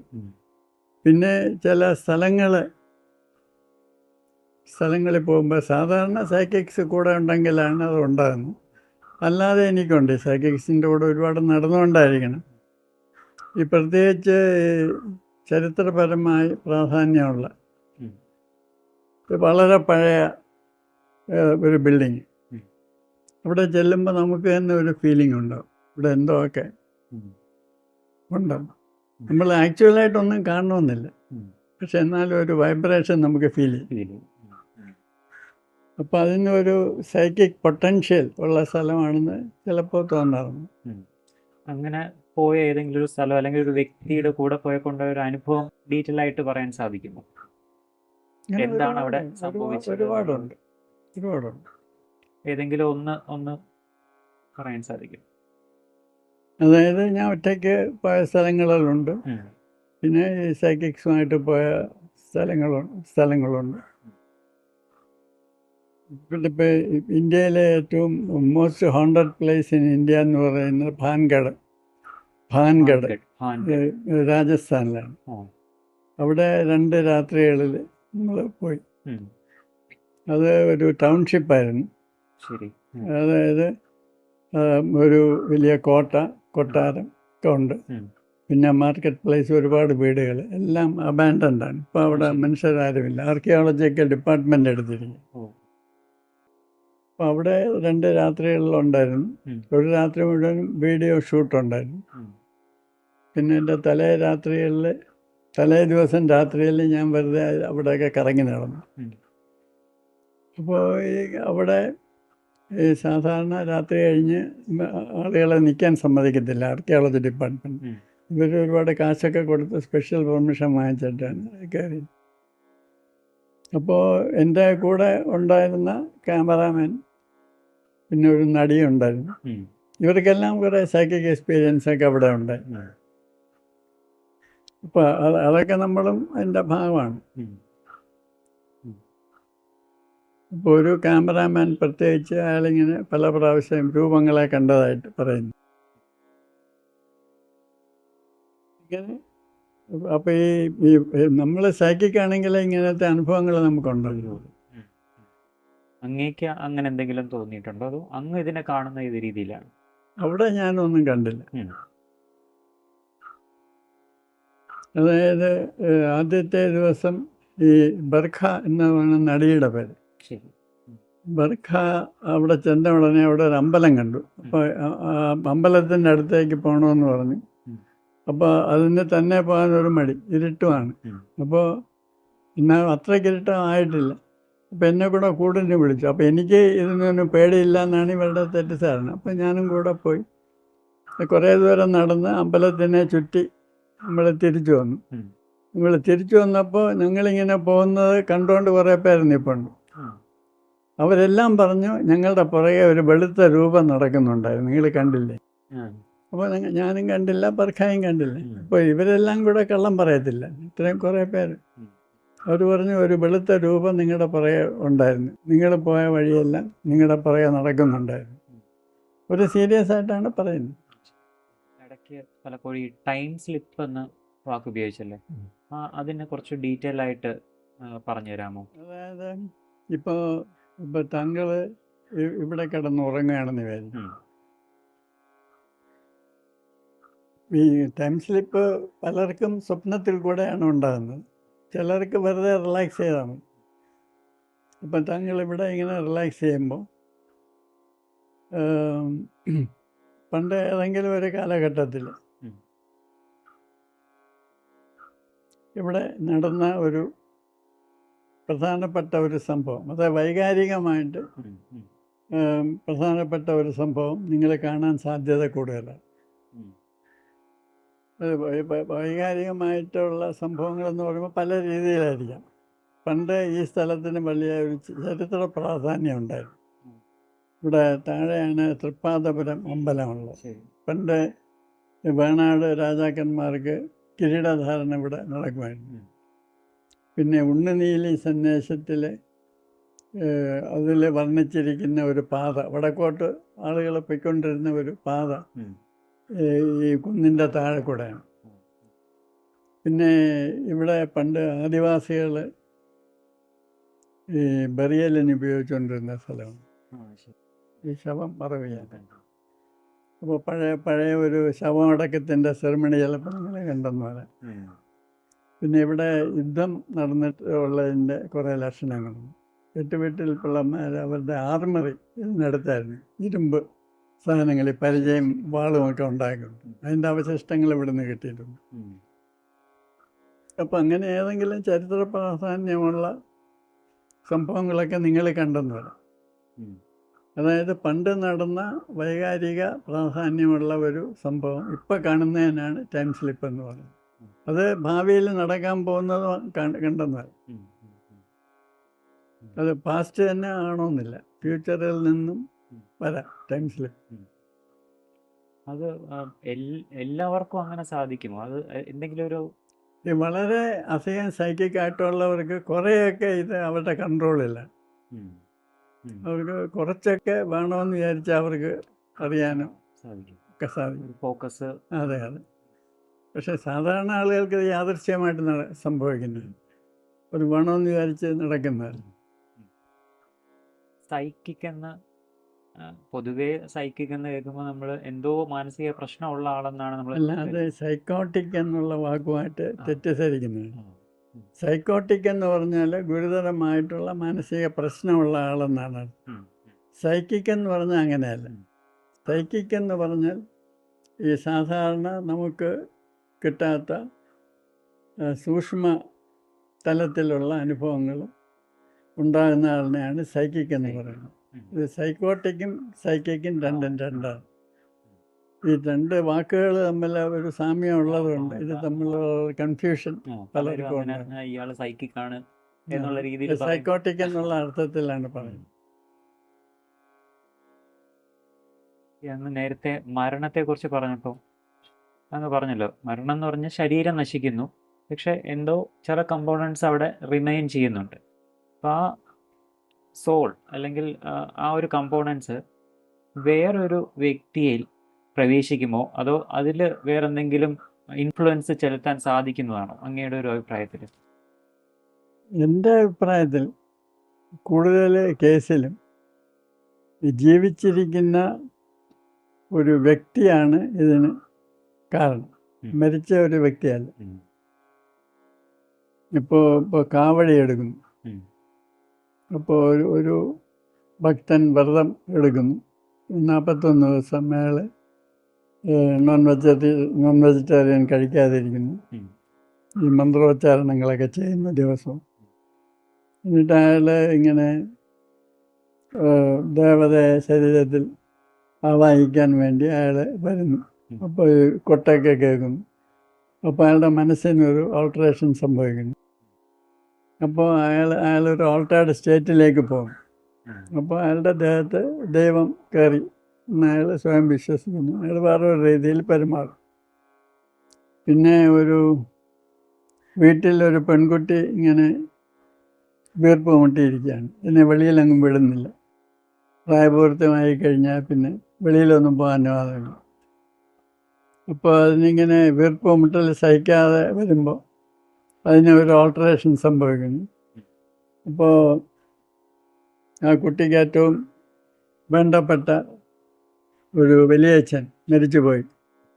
അപ്പോൾ വലിയച്ഛനെ ഈ കുട്ടി മനസ്സിൽ വിചാരിക്കുന്നു. അപ്പോൾ വലിയച്ഛൻ ദേഹത്ത് കയറുന്നതായിട്ട് കുട്ടി സങ്കല്പിക്കുന്നു. അപ്പോൾ പിന്നെ കുട്ടി വലിയച്ഛനായിട്ട് സംസാരിക്കും.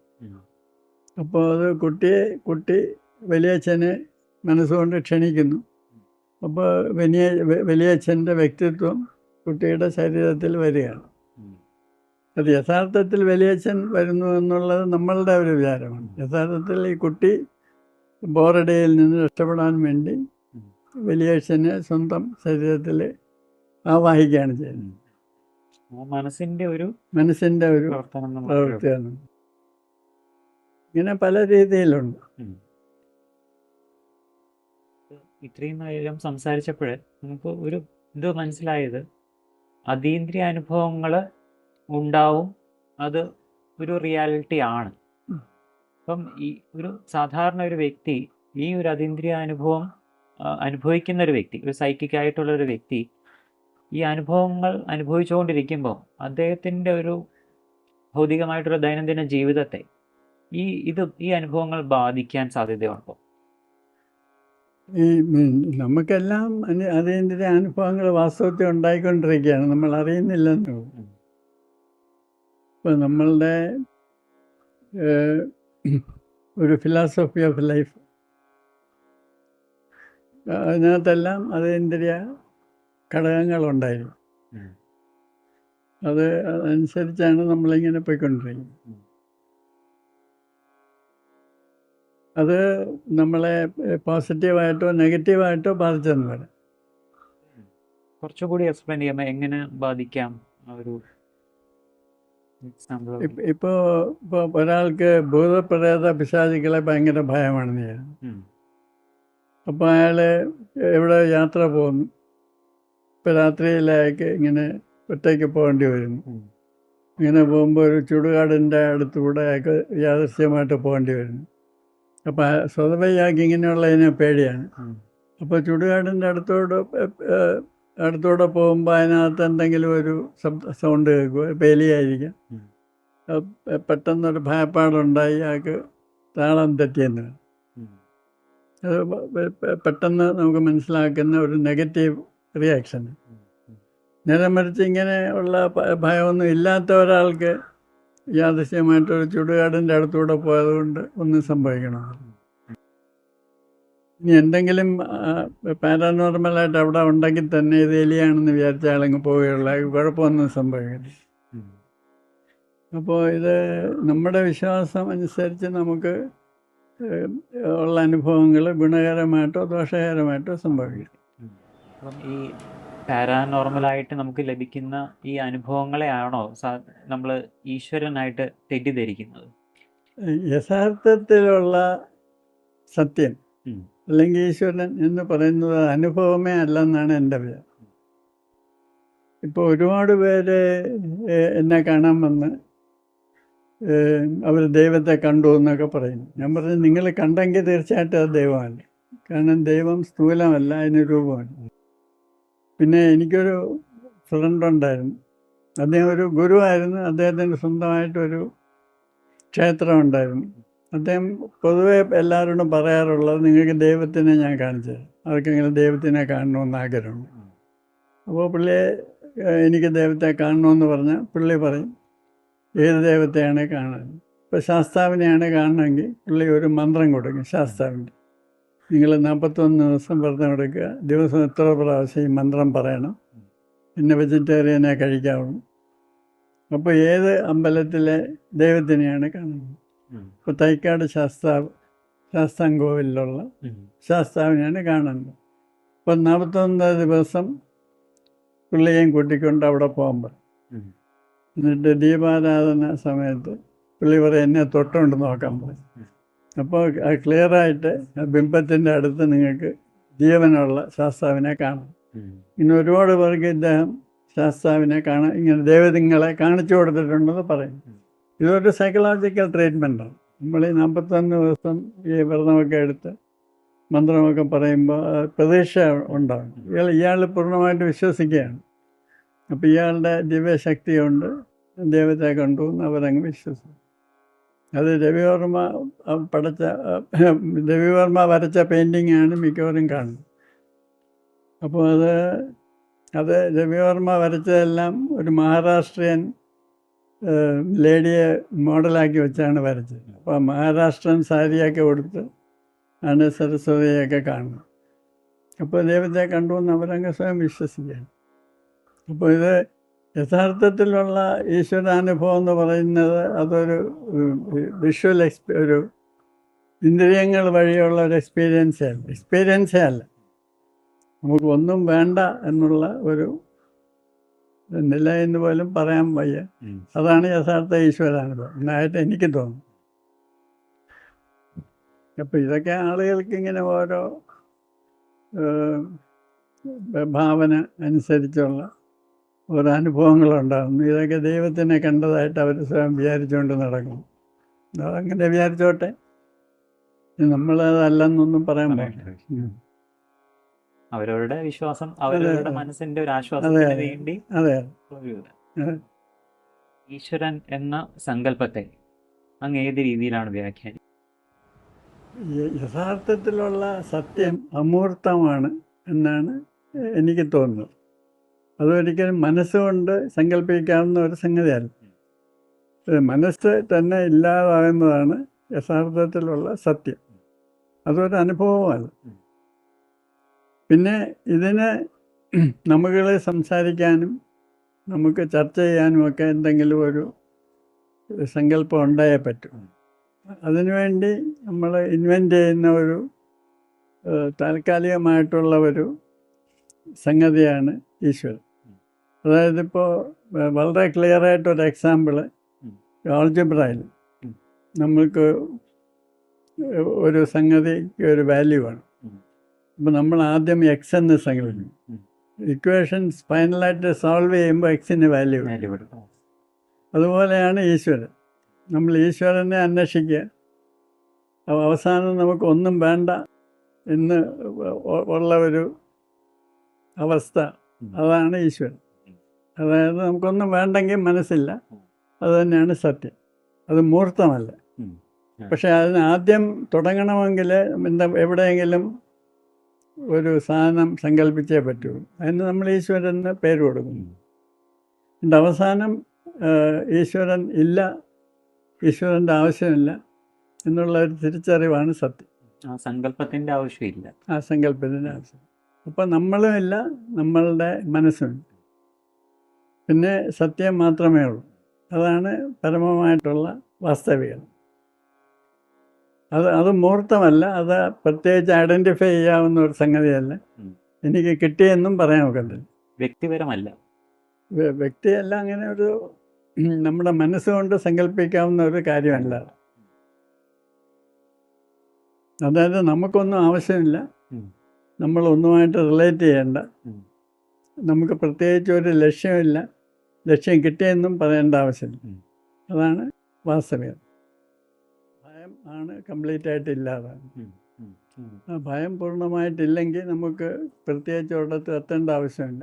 ഒന്നിനെയും പിടിക്കേണ്ട ആവശ്യം, ഒന്നിനെ പിടിക്കേണ്ട ആവശ്യമില്ല. ഒരു സ്വാഭാവികമായിട്ടുള്ളൊരു ഒഴുക്കിലങ്ങ് അതെ, നമ്മൾ ജീവിക്കുന്നു എന്നുള്ള, അത്രയേ ഉള്ളൂ. ഇപ്പം പ്രകൃതിയോടെ ഇണങ്ങി ജീവിക്കുക അതെ അതെ എന്നുള്ളൊരു അത്രയേ കൺസെപ്റ്റ്. ഉള്ളൂ. അത് ഈ സെൻ ബുദ്ധിസ്റ്റ് അങ്ങനെയാണ്. ഒരു ബുദ്ധിസം പൊതുവെ ദൈവം എന്നൊരു സങ്കല്പമില്ല. അപ്പോൾ ഇവർ വളരെ ആരെയും ആശ്രയിക്കാതെ മിക്കവാറും മലകളിലൊക്കെയാണ് ഈ സെൻ ബുദ്ധിസ്റ്റ് ജീവിക്കുന്നത്. അവർ വെള്ളം കോരുക, ദൂരെ പോയി വെള്ളം ഒക്കെ എടുത്തുകൊണ്ട് വരിക, കൃഷി ചെയ്യുക. അവരാരോടും ഡൊണേഷനൊന്നും വാങ്ങിക്കത്തില്ല. ആരെങ്കിലും എങ്ങനെയെങ്കിലും അവർക്ക് വളരെ ദൂരെ എവിടെയെങ്കിലും വിലയൊന്നും അധികം ഇല്ലാത്ത ഒരു സ്ഥലമാണ് ഇവർക്ക് കൊടുക്കുന്നത്. അപ്പോൾ ഇവർ വളരെ കൃഷി ചെയ്തും കഠിനമായിട്ട് പരിശ്രമിച്ചുമൊക്കെയാണ് അവർ ജീവിക്കുന്നത്. അപ്പോൾ അതാണ് അവരുടെ സെൻ ജീവിത രീതി.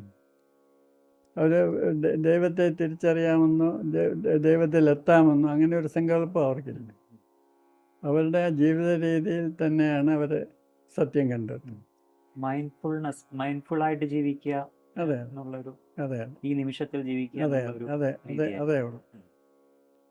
അത് ഭാവിയിൽ ഞാൻ ഇന്നടത്ത് എത്തിക്കോളാം എന്ന് അങ്ങനെ ഒരു വിചാരം. ഭാവിയും ഭൂതവും വരുമ്പോൾ അവിടെ മനസ്സ് അതെ അതെ തീർച്ചയായും വരുന്നുണ്ട്. തീർച്ചയായും. എടുത്ത് വന്നത് പ്രേതത്തെക്കുറിച്ച് കൂടുതൽ അറിയാനാണ്. പക്ഷെ അങ്ങ് സംസാരിക്കുന്ന ഫുള്ളും ധ്യാനാത്മകതയെക്കുറിച്ചാണ്. എന്താണ് കാരണം? അല്ല, നിങ്ങൾ ചോദിച്ചതിനൊക്കെയാണ് ഞാൻ മറുപടി പറഞ്ഞത്. നിങ്ങൾ എന്നോട് പ്രേതത്തെപ്പറ്റി ചോദിച്ചിരുന്നെങ്കിൽ ഞാൻ പ്രേതത്തെപ്പറ്റി പറയുമായിരുന്നു. നിങ്ങൾ ധ്യാനത്തെപ്പറ്റി ചോദിച്ചുകൊണ്ടാണ് ധ്യാനത്തെപ്പറ്റി പറഞ്ഞത്. അങ്ങ് പ്രേതത്തെ പറ്റി പറയൂ. പ്രേതത്തെപ്പറ്റി എന്തെങ്കിലും ചോദിക്കണം. വെറുതെ പ്രേതത്തെപ്പറ്റി പറയാൻ പറഞ്ഞാൽ അങ്ങനെ ഒരു സംഗതിയില്ല. അങ്ങേ പലരും സ്ക്രിപ്റ്റൊക്കെ അയച്ചു തരുന്നുണ്ട് ഹൊറർ സിനിമയുടെ ഒക്കെ. ഇപ്പം അങ്ങൊരു ഹൊറർ സിനിമ എഴുതുകയാണെങ്കിൽ അത് ഏത് രീതിയിലായിരിക്കും? ഇങ്ങനെയാണ് കൂടുതൽ പേരും വരുന്നത്.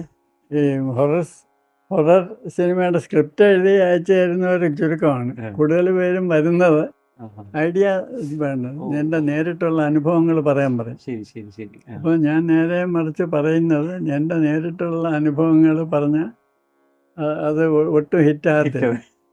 കാരണം നിങ്ങൾക്ക് വേണ്ട രീതിയിലുള്ള അനുഭവങ്ങളല്ല എനിക്കുള്ളത്. പേടിപ്പിക്കുന്ന അനുഭവങ്ങളാണ് അവർക്ക് വേണ്ട. അങ്ങനെ എനിക്ക് കാണുമെന്ന് തെറ്റിദ്ധരിച്ചാണ് അവർ വരുന്നത്. അപ്പോൾ ഞാൻ സ്ക്രിപ്റ്റ് എഴുതുകയാണെങ്കിൽ എന്നെ കണ്ട് പ്രേതം പേടിച്ചു പോകുന്ന സ്ക്രിപ്റ്റേ വരുള്ളൂ. അല്ലാതെ പ്രേതത്തിനെ കണ്ട് ഞാൻ പേടിക്കുന്ന അനുഭവമൊന്നുമില്ല. പ്രേതത്തിനോടുള്ള അങ്ങയുടെ മനോഭാവം എങ്ങനെയാണ്? എനിക്ക് വളരെ നല്ല മനോഭാവമാണുള്ളത്. കാരണം ഇതുവരെ പ്രേതങ്ങളൊന്നും എന്നെ ഉപദ്രവിച്ചിട്ടില്ല. നേരെ മറിച്ച് എന്നെ ഉപദ്രവിച്ചിട്ടുള്ളതൊക്കെ മനുഷ്യർ.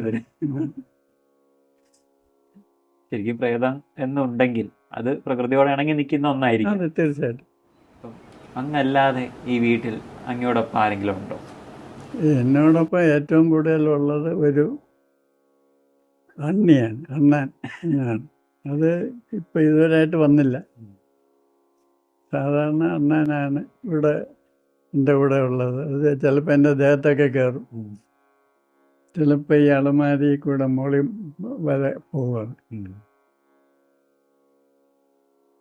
അല്ലാതെ ഉദ്ദേശിച്ചത് പ്രേതങ്ങൾ കൂടെ ഉണ്ടോ എന്നാണ് ചോദിച്ചത്. എവിടെ പോയാൽ കാണാൻ പറ്റും?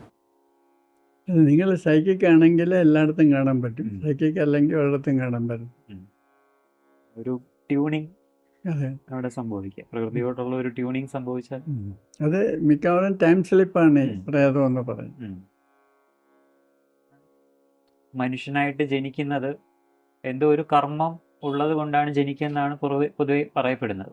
മനുഷ്യനൊരു കർമ്മമുണ്ട്, അത് ചെയ്ത് തീർത്ത് പോകാനാണ് ജനിക്കുന്നതെന്ന് പറയും. അപ്പം ഇങ്ങനെയുള്ള എൻറ്റിറ്റീസിൻ്റെ, പ്രേതം എന്ന് പറയുന്ന ആ ഒരു രീതിയിലുള്ള എൻറ്റിറ്റീസിൻ്റെ ധർമ്മം എന്തായിരിക്കാം? മനുഷ്യന് മാത്രമല്ല, മൃഗങ്ങളും എല്ലാ ചരാചരങ്ങളും തന്നെ ഒരു പാറ്റേൺ അനുസരിച്ചാണ് ഇങ്ങനെ പോയിക്കൊണ്ടിരിക്കുന്നത്. അതായത് ഈ സംഭവിച്ചുകൊണ്ടിരിക്കുന്നതൊക്കെ ഒരു ഡ്രാമയാണ്. ഇത് പ്രീഡിറ്റർമിൻഡാണ്. അപ്പോൾ നമ്മളെല്ലാവരും ഇങ്ങനെ ഓരോ വേഷം കെട്ടി ഇങ്ങനെ ആടിക്കൊണ്ടിരിക്കുകയാണ്. അപ്പോൾ ഞാൻ സൈക്കോളജിസ്റ്റ് എന്ന് പറയുന്ന ഒരു വേഷം ഇട്ട് ആടിക്കൊണ്ടിരിക്കുന്നു. താങ്കൾ ഒരു പകുതി സന്യാസിയായി, കുറച്ച് കഴിയുമ്പോൾ ഫുൾ സന്യാസിയാവും. അപ്പോൾ ഇങ്ങനെ എല്ലാവരും ഓരോ വേഷം കെട്ടി ആടിക്കൊണ്ടിരിക്കുകയാണ്. അത് മനുഷ്യർ മാത്രമല്ല, മൃഗങ്ങളും ചരാചരങ്ങളും എല്ലാം അങ്ങനെ തന്നെയാണ്. ഇത് ഒരു ഡ്രാമയാണ്. ഇതിങ്ങനെ അനസ്യൂതമായിട്ട് പോയിക്കൊണ്ടിരിക്കും. ഇപ്പോൾ ഒരു വിശ്വാസിക്ക് ഒരു അതീന്ദ്രിയമായിട്ടുള്ള ഒരു അനുഭവം കിട്ടിയാൽ ആ അനുഭവത്തെ ഈശ്വരാനുഭവം എന്നുള്ള രീതിയിലായിരിക്കും ആ വ്യക്തി, ആ വിശ്വാസി കാണുന്നത്. പക്ഷെ ആ വിശ്വാസിയുടെ ഉള്ളിലൊരു ഭയമുണ്ട്. ആ ഭയത്തിൻ്റെ ഒരു ഇതായിരിക്കാം ഒരു അനുഭവത്തിൻ്റെ, ഒരു അതീന്ദ്രിയ അനുഭവത്തിൻ്റെ രൂപത്തിൽ കിട്ടുമ്പോൾ ഒരു ആശ്വാസം കിട്ടി ഈശ്വര സങ്കല്പമാണ് ആ ഒരു അനുഭവത്തിന് കാരണം എന്നുള്ള രീതിയിൽ കാണുന്നത്. അതല്ല, ഇപ്പോൾ ഒരു ഭയമുള്ള വ്യക്തിക്കാണ് ഈ ഒരു അനുഭവം കിട്ടുന്നതെങ്കിൽ, അതീന്ദ്രിയമായിട്ടുള്ള അനുഭവം കിട്ടുമെങ്കിൽ അതൊരു പ്രേതമായിട്ട് ഒരു ഭയത്തോടു കൂടിയായിരിക്കും അതിനെ കാണുന്നത്. ഇത് രണ്ടും തമ്മിലുള്ളതിൻ്റെ ഒരു യാഥാർത്ഥ്യം എന്താണ്? യഥാർത്ഥത്തിലുള്ളത് എന്താണ്?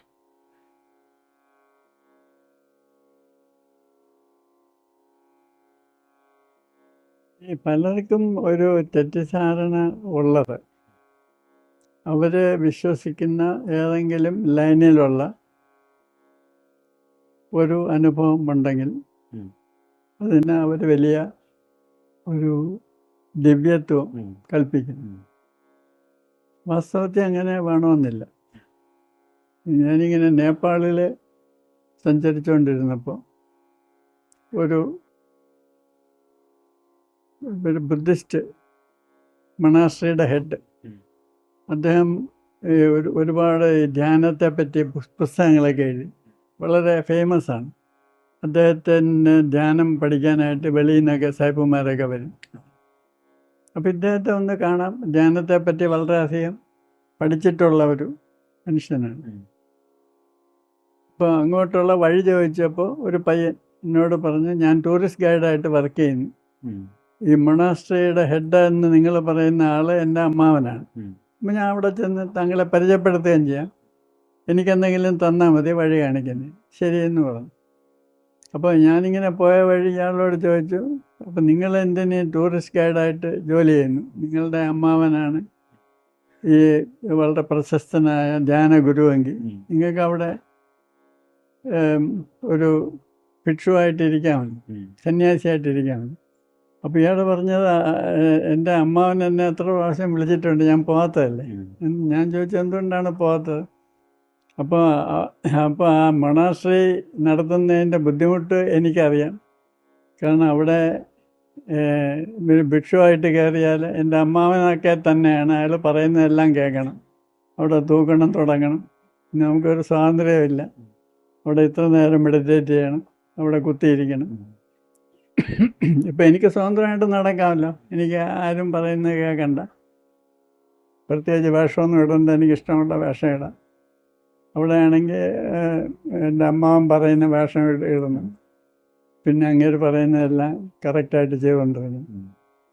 പിന്നെ ഇങ്ങേരാണെങ്കിൽ ഒരുപാട് പേര് ഇങ്ങനെ ഭിക്ഷുക്കളായിട്ട് അവിടെ ഉണ്ട്, ഇവർക്കെല്ലാം തീറ്റ കൊടുക്കണം, പിന്നെ കാശ് വേണം. അതിന് പുസ്തകമൊക്കെ എഴുതി, പുള്ളിക്ക് നന്നായിട്ട് ഇംഗ്ലീഷ് അറിയാം.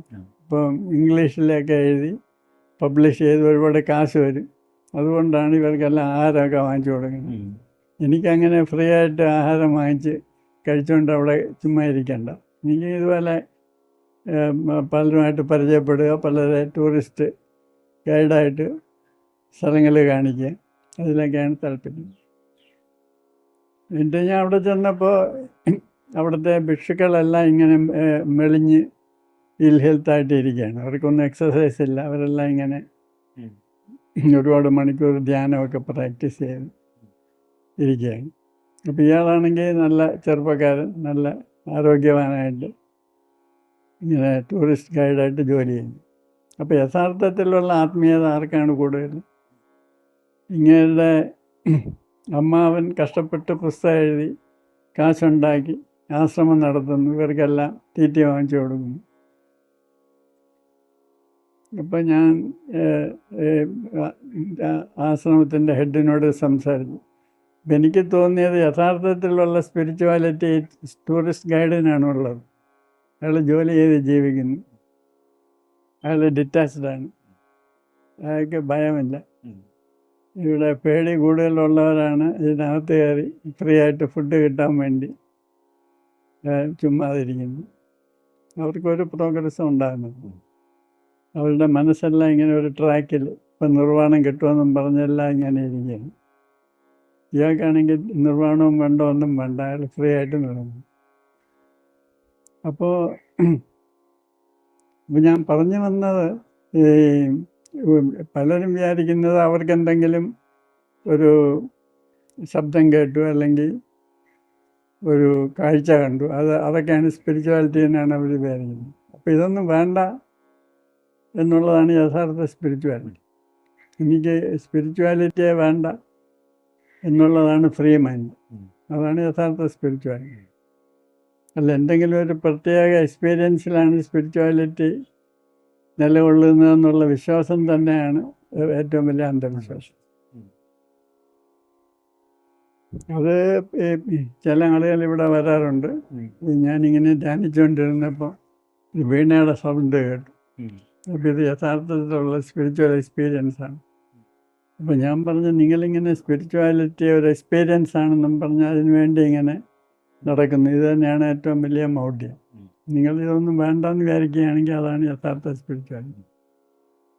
അതാണ് ഏറ്റവും പാടുള്ള കാര്യം. ഈ ഞാൻ ഒരുപാട് ആശ്രമങ്ങളിൽ കയറി, അവിടെ ആശ്രമമൊക്കെ നടത്തുന്നവരുടെ ബന്ധപ്പാട് എനിക്കറിയാം.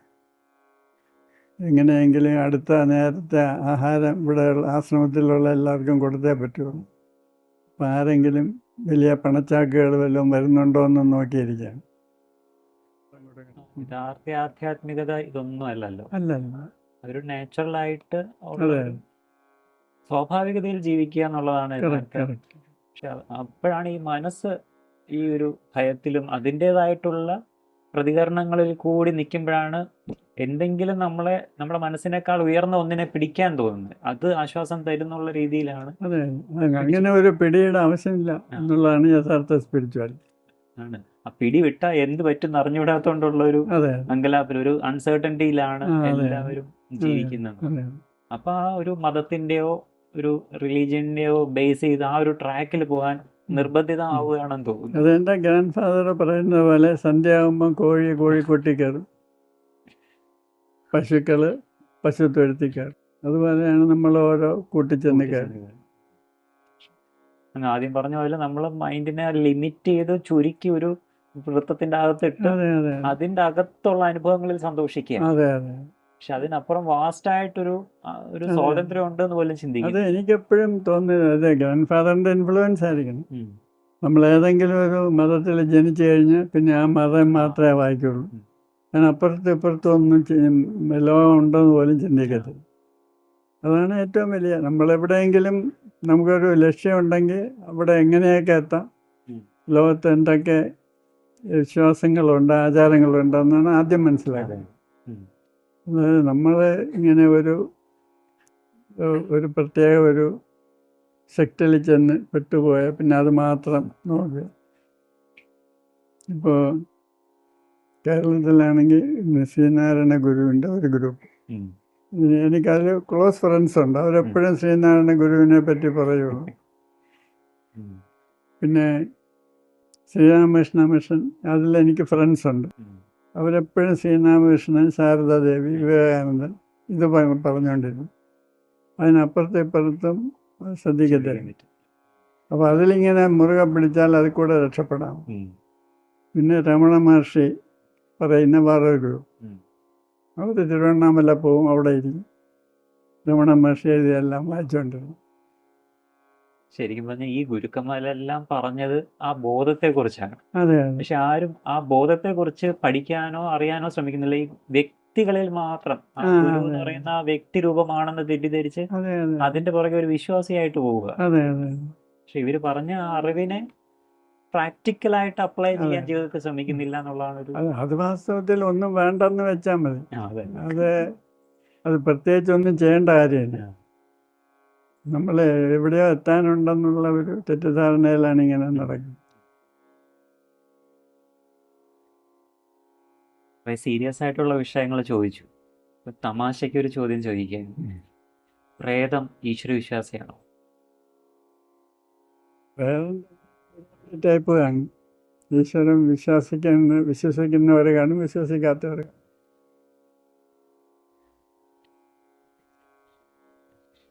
അവരെ ഈശ്വരൻ രക്ഷിക്കുമോ അതോ ശിക്ഷിക്കുമോ? അവരുടെ വിശ്വാസം അനുസരിച്ച് അവർ രക്ഷിക്കപ്പെടുകയോ ശിക്ഷിക്കപ്പെടുകയോ ചെയ്യും. ഇങ്ങനെ പറയാൻ കാര്യം എന്തുകൊണ്ടാണ്? അത് താങ്കൾ ഇങ്ങനെ ഒരു കുസൃതി ചോദ്യം ചോദിച്ചപ്പോൾ ഒരു കുസൃതി ഉത്തരം എൻ്റെ മനസ്സിൽ വന്നതന്നേ ഉള്ളൂ. ഇത് തമാശക്കാണ് ചോദിച്ചെങ്കിലും ഞാൻ തമാശക്കാണ് മറുപടി പറഞ്ഞത്. ഒരു സീരിയസ് ആയിട്ട് ചോദിക്കുകയാണെങ്കിൽ ഇവർ ഈശ്വരൻ ശിക്ഷിക്കുമോ അതോ രക്ഷിക്കുമോ? അവരുടെ വിശ്വാസം അനുസരിച്ചാണ് അവർ ശിക്ഷിക്കപ്പെടുകയോ രക്ഷിക്കപ്പെടുകയോ ചെയ്യുന്നത്. അപ്പം അവിടെ മനസ്സുണ്ടോ അവരില്, അങ്ങനെ നോക്കുകയാണെങ്കിൽ? ഈ പ്രേതമെന്ന് പറയുന്നത് തന്നെ ഇൻഫിനിറ്റ് വെറൈറ്റിയാണ്. ഇപ്പം നമ്മൾക്ക് പ്രേതം അറിയുന്നത് കൂടുതലും ടൈം സ്ലിപ്പിൽ കൂടെയാണ്. അത് പണ്ട് നടന്ന ഒരു സംഭവം നമ്മളിപ്പോൾ കാണുക. അപ്പോൾ അത് പണ്ട് നടന്ന ഒരു സംഭവം രക്ഷപ്പെടുമോ അത് ശിക്ഷിക്കപ്പെടുമോ എന്നുള്ള ചോദ്യം തന്നെ ഉദിക്കുന്നില്ല. ശരിക്കും ആ ഒരു പ്രേതം അല്ലെങ്കിൽ ആ ഒരു എനർജി അതിന് മനസ്സുണ്ടോ ശരിക്കും? അല്ല, അത് പണ്ട് നടന്ന ഒരു സംഭവമാണ്. ഉം. ഇപ്പോൾ താങ്കൾ ഇവിടെ കിടന്നുറങ്ങുകയാണ്. അപ്പോൾ പണ്ട് ഇവിടെ ആദിവാസികളുടെ ഒരു പഴയ ഒരു ഉത്സവം ആയിരിക്കും താങ്കൾ കാണുന്നത്. അപ്പോൾ ഒരാളെ അല്ല കാണുന്നത്, ഒരുപാട് പേര് ഒരുമിച്ച് ഒരു സീൻ അഭിനയിക്കുന്നതായിട്ടാണ് കാണുന്നത്. അല്ല, പ്രേതം വളരെ അപൂർവമായിട്ടേ ഒരു സിംഗിളായിട്ട് കാണുമോ.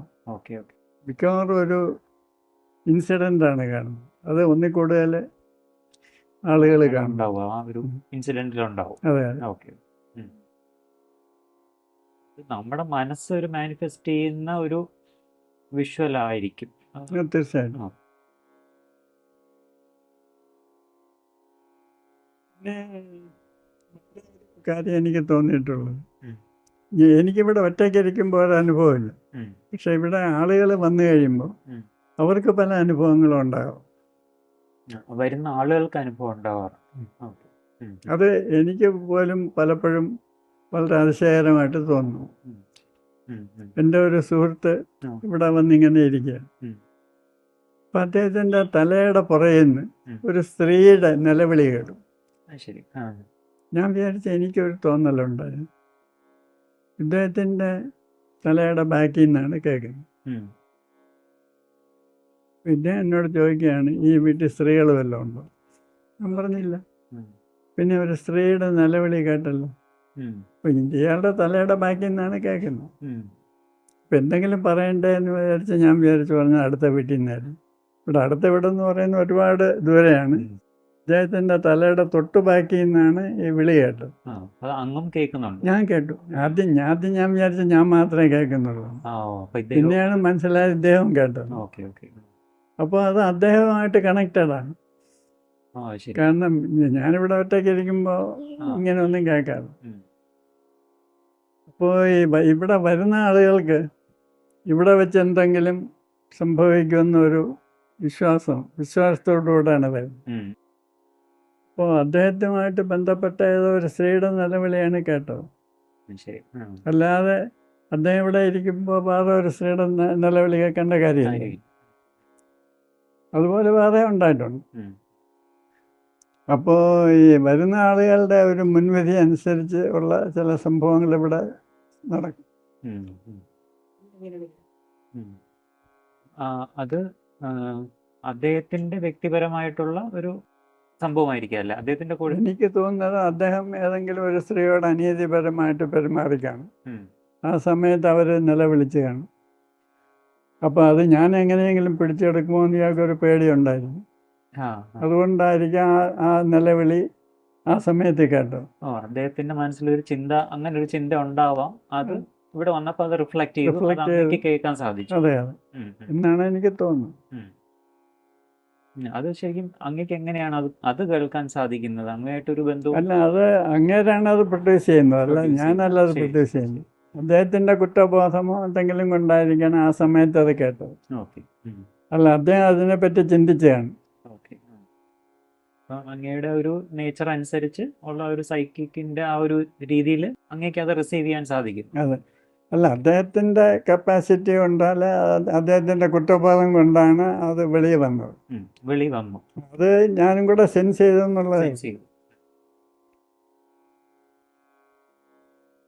ഇങ്ങനത്തെ അനുഭവങ്ങളുണ്ടല്ലോ, ഈ ഒരു രീതിയിലുള്ള സൈക്കിക് ആയിട്ടുള്ള എക്സ്പീരിയൻസുകൾ അങ്ങ് ഏതെങ്കിലും ഗ്രന്ഥങ്ങളായിട്ട് പുസ്തക രൂപത്തിൽ എഴുതിയിട്ടുണ്ടോ? ആദ്യം ഈ എവിടെ പോയാലും അതൊക്കെ എഴുതി വെക്കുമായിരുന്നു. ആ കുറച്ച് കഴിഞ്ഞപ്പോൾ അതങ്ങ് നിന്നു. അതെന്തായിരിക്കും? അത് ഒരുപാടായപ്പോൾ പിന്നെ അതൊരു മടിയായി. അതുകൊണ്ട് ഈ അടുത്ത കാലത്തൊന്നും ഞാൻ ഒരിടത്തും പോയാലോ ഒന്നും എഴുതാറുള്ളൂ. അല്ല, പണ്ട് എഴുതി വെച്ചത് ഇപ്പോഴും കളക്ഷൻ അത് കുറേയൊക്കെ ഇരിപ്പുണ്ട്. അത് പിന്നെ വേറെ ഒരു ബുക്കാക്കുന്ന രീതിയിൽ അങ്ങനെ ഞാൻ പുസ്തകം എഴുതുന്നുണ്ട്. അത് പുസ്തകം എന്ന് പറയുമ്പോൾ അതിൻ്റെ തിയറിയാണ് ഇമ്പോർട്ടൻറ്റ്. തിയറിയാണ്. പിന്നെ അത് എക്സാമ്പിളായിട്ട് പറയാൻ ഇതിൽ ഓർമ്മയുള്ള ചിലതൊക്കെ ചിലപ്പോൾ എടുത്തെന്ന് വരും, അത്രയും. അല്ലാതെ ഇങ്ങനെയുള്ള എക്സ്പീരിയൻസസ് ആയിട്ട് മാത്രം ബുക്ക് എഴുതാൻ എനിക്ക് ഉദ്ദേശമില്ല, അതിലെ കാര്യമില്ല. അതിൻ്റെ ഒരു സയന്റിഫിക് വെർഷൻ കൂടി ഇൻക്ലൂഡ് ചെയ്ത് അതെ തിയറി എന്താണ്, അതിന്റെ കാരണം എന്താണ് എന്നുള്ളത് എക്സാമ്പിളായിട്ട് ഈ അനുഭവങ്ങൾ കോട്ട് ചെയ്യും. അതെ, ചിലപ്പോൾ കോട്ട് ചെയ്തെന്ന് വരും, അത്രയും. പൊതുവേ നമ്മുടെ ഒരു മരണശേഷം നമ്മുടെ ബന്ധുക്കൾ നമ്മളെ കാണുന്നുണ്ട്, അല്ലെങ്കിൽ നമ്മൾ ചെയ്ത പ്രവൃത്തികൾ അവർക്ക് ഇഷ്ടപ്പെടാതെ വന്നാൽ അതിന് പരിഹാരം ചെയ്യണം എന്നുള്ള രീതിയിലെല്ലാം കുറേ കൺസെപ്റ്റുകളുണ്ട്. ഇപ്പം ഉദാഹരണത്തിന് അങ്ങ് ഇപ്പം നമ്മളിപ്പോൾ അങ്ങയെ പരിചയപ്പെടുന്നു. ഇപ്പം അങ്ങേക്ക് ഇപ്പം നമ്മളെ അറിയാം, നമ്മൾ പരിചയപ്പെട്ട് കുറച്ച് കാര്യങ്ങൾ അറിയാം. അപ്പം അങ്ങയുടെ ഒരു മരണശേഷം അങ്ങ് നമ്മളെ ഓർക്കുമോ? ഇല്ല, നിങ്ങളെ ഓർക്കേണ്ട ഒരു കാര്യമാണ്. കാരണം എന്താണ് വരുന്നത്?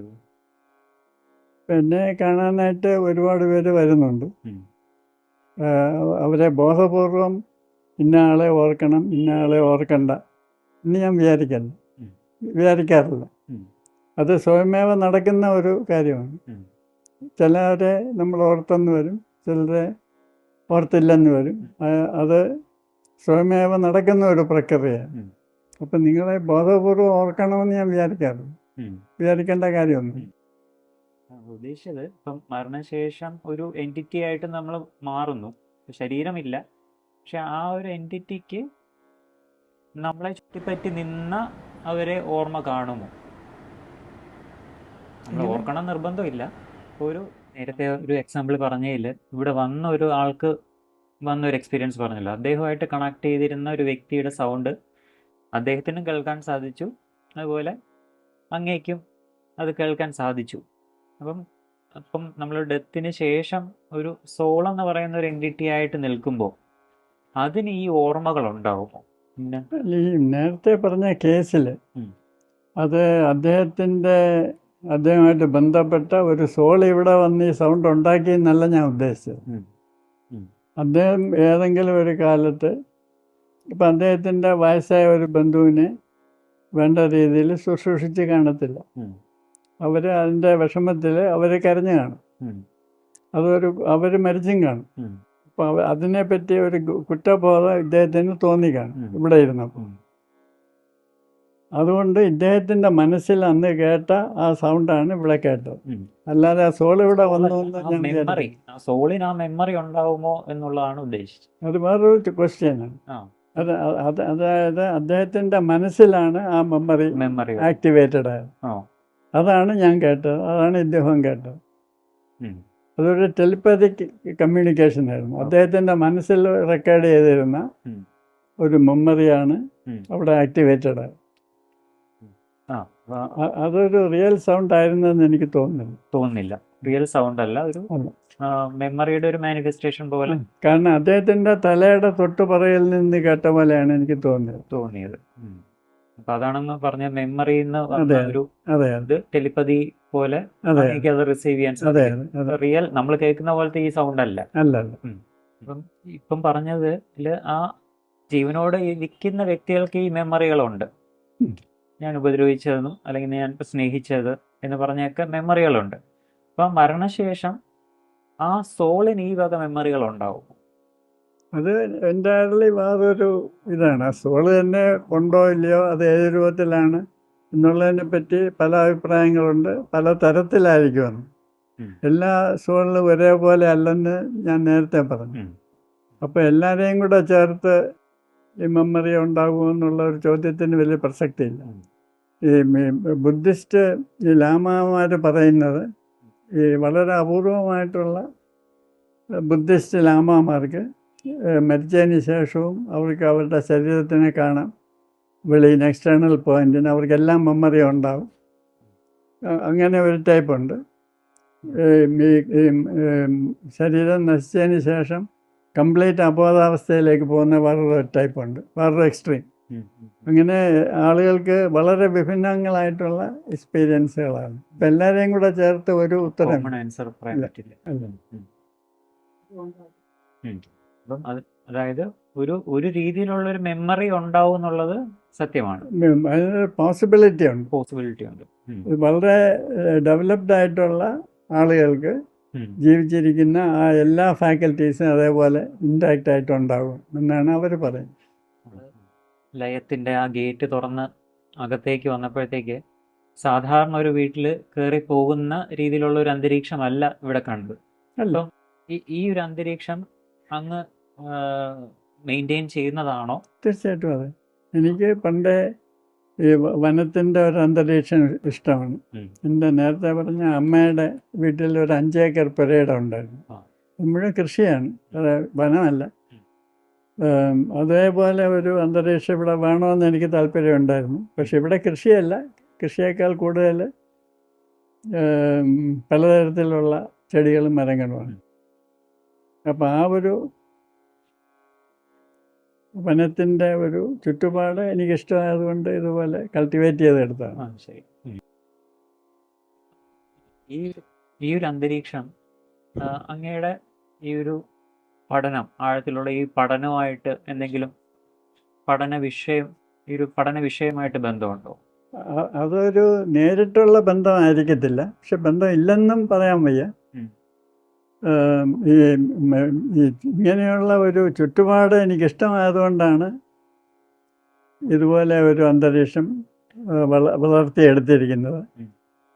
എൻ്റെ പഠന വിഷയവുമായിട്ട് ചില ബന്ധങ്ങളുണ്ടായിരിക്കും ഇതിന്. അത് ടോട്ടലി സെപ്പറേറ്റ് ആയിരിക്കണമെന്നില്ല. അതെങ്ങനെയാണ് ഒരു പഠന വിഷയമായിട്ട് ബന്ധം വരുന്നതെന്നൊന്ന് കുറച്ചുകൂടെ വ്യക്തമാക്കാൻ സാധിക്കുമോ? അതിപ്പോൾ ഏത് വിഷയം പഠിക്കണമെങ്കിലും ശാന്തമായ ഒരു അന്തരീക്ഷം ഹെൽപ്ഫുള്ളാണ്. ഇപ്പം ഞാൻ പുസ്തകം എഴുതുന്നുണ്ട്, ഈ ചുറ്റുപാടും ഭയങ്കര ബഹളം നടക്കുന്നിടത്താണെങ്കിൽ പുസ്തകം എഴുതാൻ എളുപ്പമാണ്.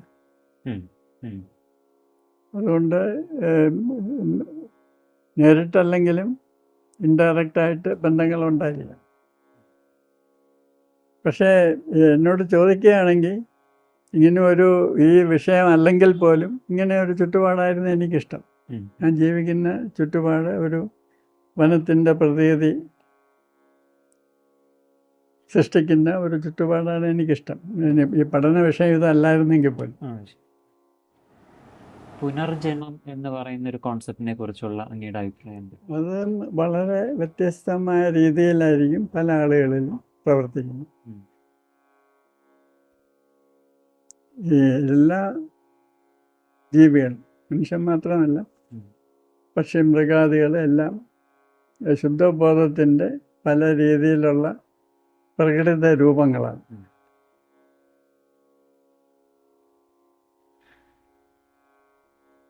ഇതിനിടയ്ക്ക് ഒരുപാട് വേരിയേഷൻസ് ഉണ്ടാകും.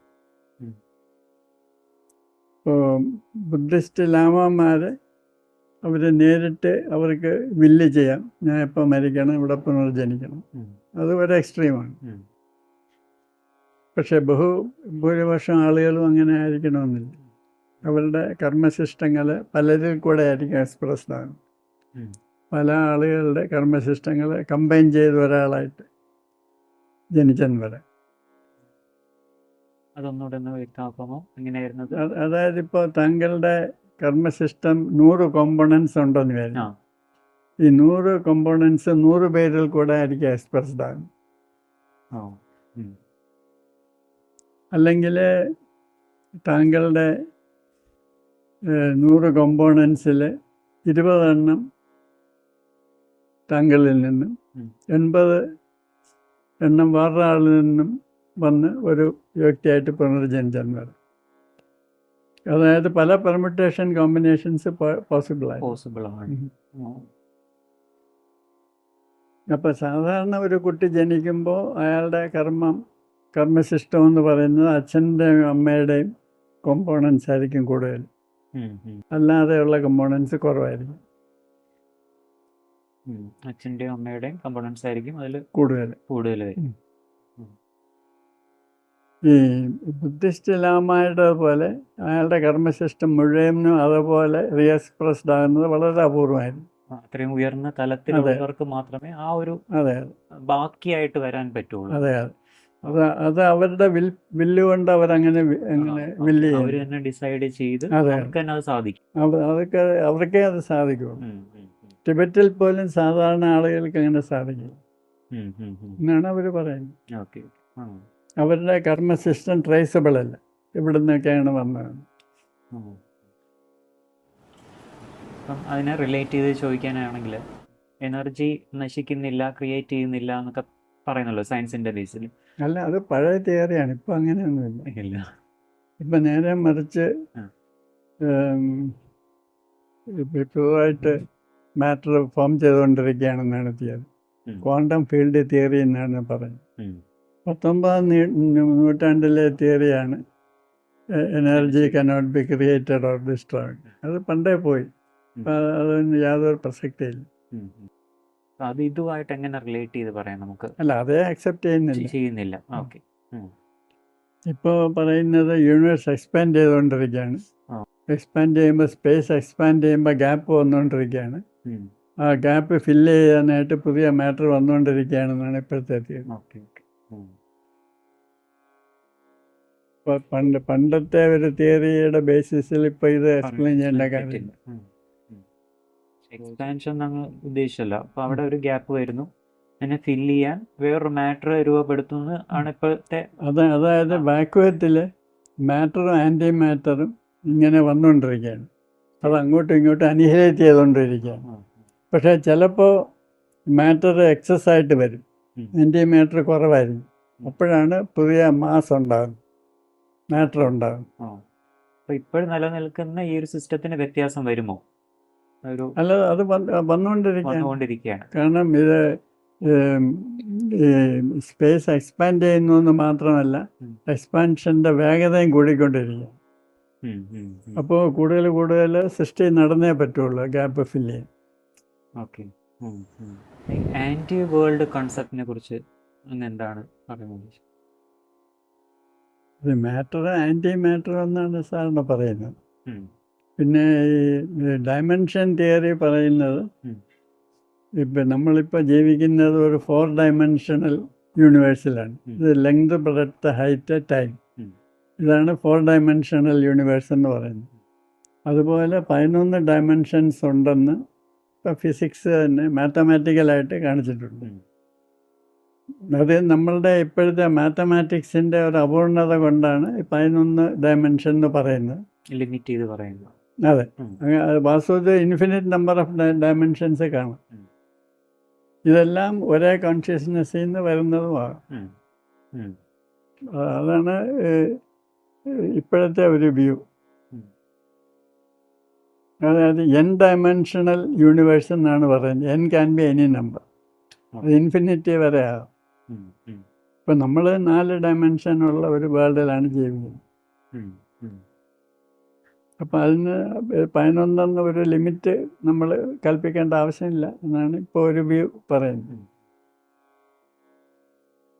അതായത് നമ്മളിപ്പം ജീവിക്കുന്ന ഈ ഒരു യൂണിവേഴ്സിന് പാരലായിട്ട് നമ്മളോട് ചേർന്ന് തന്നെ ഒരു വേറൊരു ഡയമെൻഷൻ നമുക്ക് വേറെ ഒന്നല്ല, പല ഡയമെൻഷൻ ഒരുപാട് ഡയമെൻഷൻസ് അത് ഉണ്ട്. ചിലപ്പം നമ്മുടെ ആ ഒരു ട്യൂണിങ് കറക്റ്റ് ആകുമ്പോൾ ആ ഒരു ഡയമെൻഷനിലേക്ക് നമുക്കും അതെ, എല്ലാം കോൺഷ്യസ്നെസ്സിൽ നിന്നാണല്ലോ വരുന്നത്. അപ്പോൾ നമ്മളുടെ ഇപ്പോഴത്തെ നമ്മളുടെ മൈൻഡ് എന്ന് പറയുന്നത് 4 ഡയമെൻഷണൽ യൂണിവേഴ്സിനകത്ത് ഉം, നിൽക്കുന്ന, ലിമിറ്റ് ചെയ്ത് നിൽക്കുന്ന ഒരു ഉം, കോൺഷ്യസ്നെസ്സാണ്. ഉം. അത് ഇതിന് വെളിയിൽ വന്നാൽ എത്ര ഡയമെൻഷൻ വേണമെങ്കിലും നമുക്ക് ഉൾക്കൊള്ളാമായിരിക്കാം. ഒരാൾക്ക് പ്രേതത്തിൽ വിശ്വാസം ഇല്ല, ഒരു ഭയമില്ലാതെ ജീവിക്കുന്ന ഒരു വ്യക്തി, അയാൾക്ക് ഒരു നാൾ പ്രേതമാവേണ്ടി വരുമെന്നാണ് ഇപ്പം അങ്ങയുടെ ഇത്രയും നേരം സംസാരിച്ചുകൊണ്ടിരുന്നതെന്നും എനിക്ക് മനസ്സിലാക്കാൻ സാധിച്ച ഒരു കാഴ്ചപ്പാട്. അത് ശരിയാണോ തെറ്റാണോ? അത് ഉണ്ടെന്നോ ഇല്ലെന്നോ, ആകേണ്ടി വരുമെന്നോ ആകേണ്ടി വരില്ലെന്നോ അങ്ങനെ ഒരു മുൻവിധിയുടെ ആവശ്യമില്ല. പ്രേതം ആകുന്നെങ്കിൽ ആയിക്കോട്ടെ, പ്രേതം ആകുന്നില്ലെങ്കിൽ ആകണ്ട. ഇതിനെപ്പറ്റി വിചാരിച്ച് വിഷമിക്കേണ്ട കാര്യമൊന്നും ഉണ്ടെന്ന് എനിക്ക് തോന്നുന്നു. വിഷമമില്ല, സന്തോഷമേ ഉള്ളൂ. അത് അറിയാൻ വേണ്ടിയുള്ള ഒരു ഇത് ചോദിച്ചതേ ഉള്ളൂ. അതിപ്പോൾ അറിഞ്ഞിട്ടിപ്പോൾ പ്രത്യേകിച്ച് ഒന്നും ചെയ്യാനില്ല. എന്ന് പറഞ്ഞാൽ അങ്ങേടുത്ത് ഇത്രയും നേരം സംസാരിച്ചപ്പോൾ അങ്ങ് പൂർണ്ണമായിട്ടും വേറൊരു രീതിയിലാണ് കാര്യങ്ങളെ കൈകാര്യം ചെയ്യുന്നത്. അപ്പം ശരിക്കും ഇങ്ങനെ സംസാരിക്കുന്നതുകൊണ്ടായിരിക്കും പ്രേതങ്ങൾക്കൊക്കെ അങ്ങേ ഭയം. അല്ല, എന്നെ ഭയപ്പെടേണ്ട കാര്യമില്ല. ഞാൻ പ്രേതങ്ങളെ ഒന്നും ഉപദ്രവിക്കാൻ പോകുന്നില്ല. അതുകൊണ്ട് എന്നെ ഭയപ്പെടേണ്ട ഒരു കാര്യമുണ്ടെന്ന് എനിക്ക് തോന്നുന്നു. പൊതുവെ പ്രേതം എന്നുള്ള സങ്കല്പം എല്ലാവരുടെയും മനസ്സിൽ നേരത്തെ അങ്ങ് സൂചിപ്പിച്ച പോലെ വെള്ള സാരിയും അല്ലെങ്കിൽ ഒരു ദുഷ്ട കഥാപാത്രം അല്ലെങ്കിൽ നമ്മളെ ഉപദ്രവിക്കുന്ന കഥാപാത്രം എന്നുള്ള മനുഷ്യ സങ്കല്പമാണ് എല്ലാ പ്രേതങ്ങൾക്കും നമ്മൾ കൊടുത്തിട്ടുള്ളത്, പൊതുവെ മനുഷ്യർ കൊടുത്തിട്ടുള്ളത്. എന്നാൽ പ്രകൃതിയിൽ ജീവജാലങ്ങളായിട്ട് എത്രയോ ജീവജാലങ്ങളുണ്ട്. വളരെ സൂക്ഷ്മമായിട്ടുള്ള അമീബ പോലത്തെയും ചെറിയ ചെറിയ ജീവജാലങ്ങൾ വരെ ഉണ്ട്. അപ്പം ഈ ഒരു കൺസെപ്റ്റ് അവരിലും ഉണ്ടാവും. ഈ പാരാ സൈക്കോളജിയിൽ മാത്രമല്ല, സൈക്കോളജിയിൽ പൊതുവെ നടത്തിയിട്ടുള്ള പരീക്ഷണങ്ങളൊക്കെ കാണിക്കുന്നത് ഈ മനുഷ്യനുള്ള ഈ ഹയർ മെൻ്റൽ ഫാക്കൽറ്റീസ്, ഇപ്പോൾ കലാബോധം, ഈശ്വരചിന്ത, ഇങ്ങനെയുള്ള ഇതെല്ലാം ഒരുപാട് മൃഗങ്ങൾക്കുണ്ട്. നമ്മളത് മനുഷ്യരിലുള്ള അത്ര ക്ലിയറായിട്ട് കാണുന്നില്ലെന്നേ ഉള്ളൂ. അപ്പോൾ മനഃശാസ്ത്ര പഠനങ്ങൾ സൂചിപ്പിക്കുന്നത്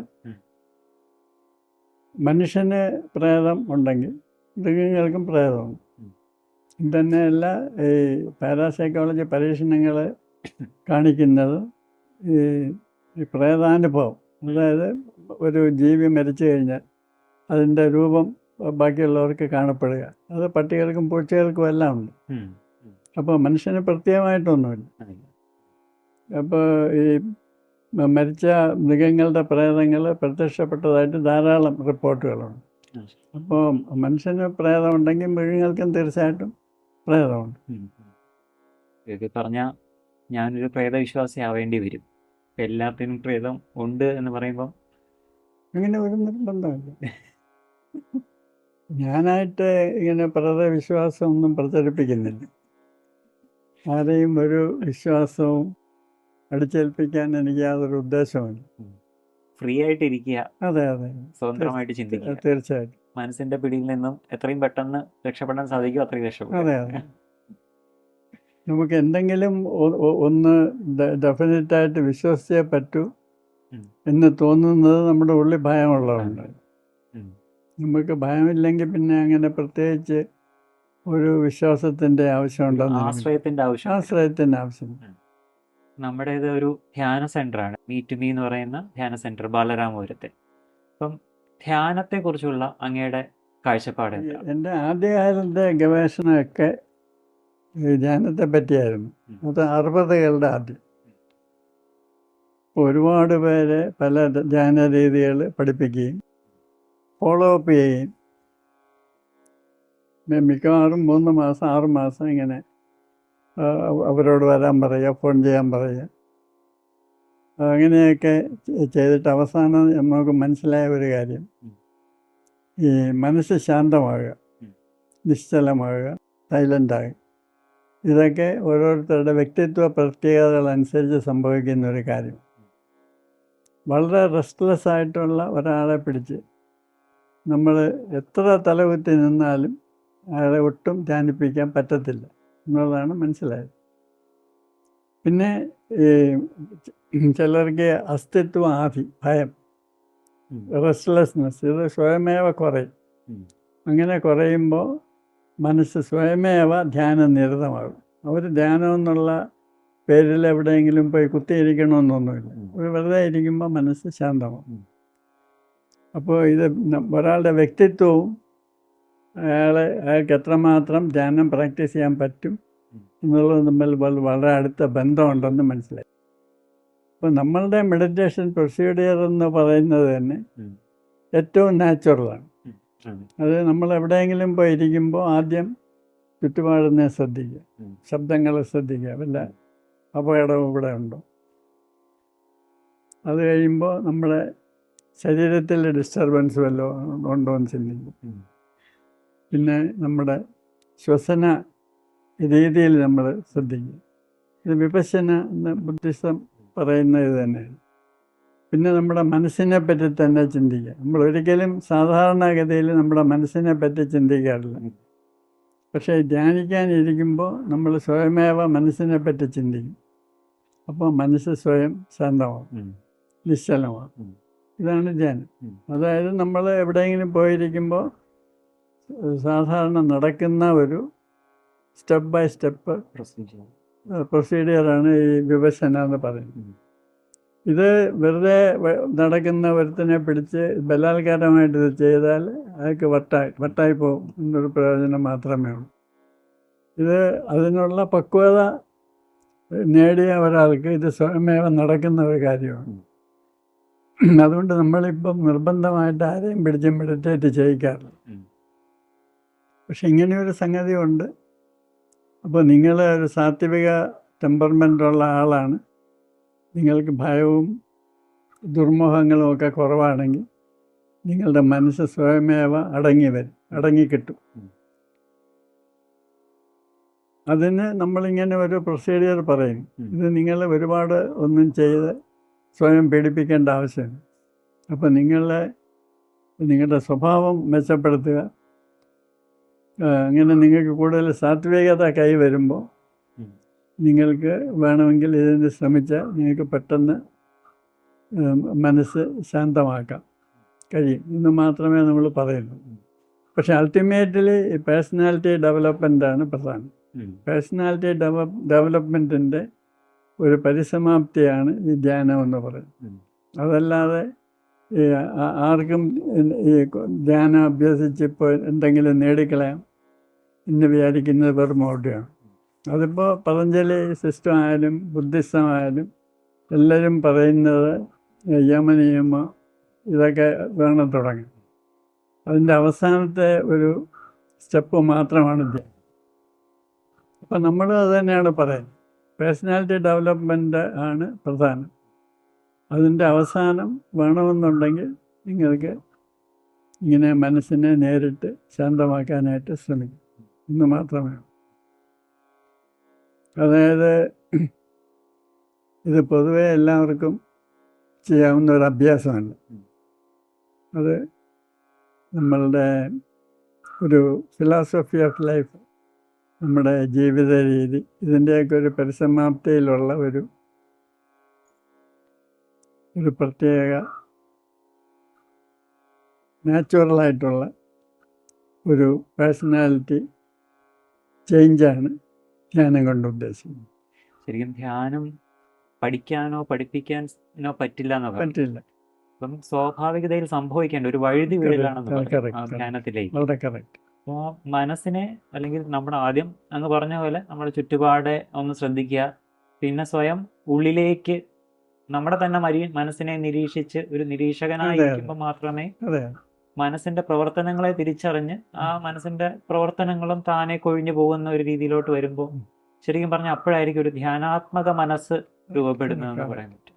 പിന്നെ എനിക്ക് മനസ്സിലായ ഒരു കാര്യം, ഇപ്പം ഞാൻ ഈ 60കളിൽ ഇത് റിസർച്ച് ചെയ്തെന്ന് പറഞ്ഞല്ലോ.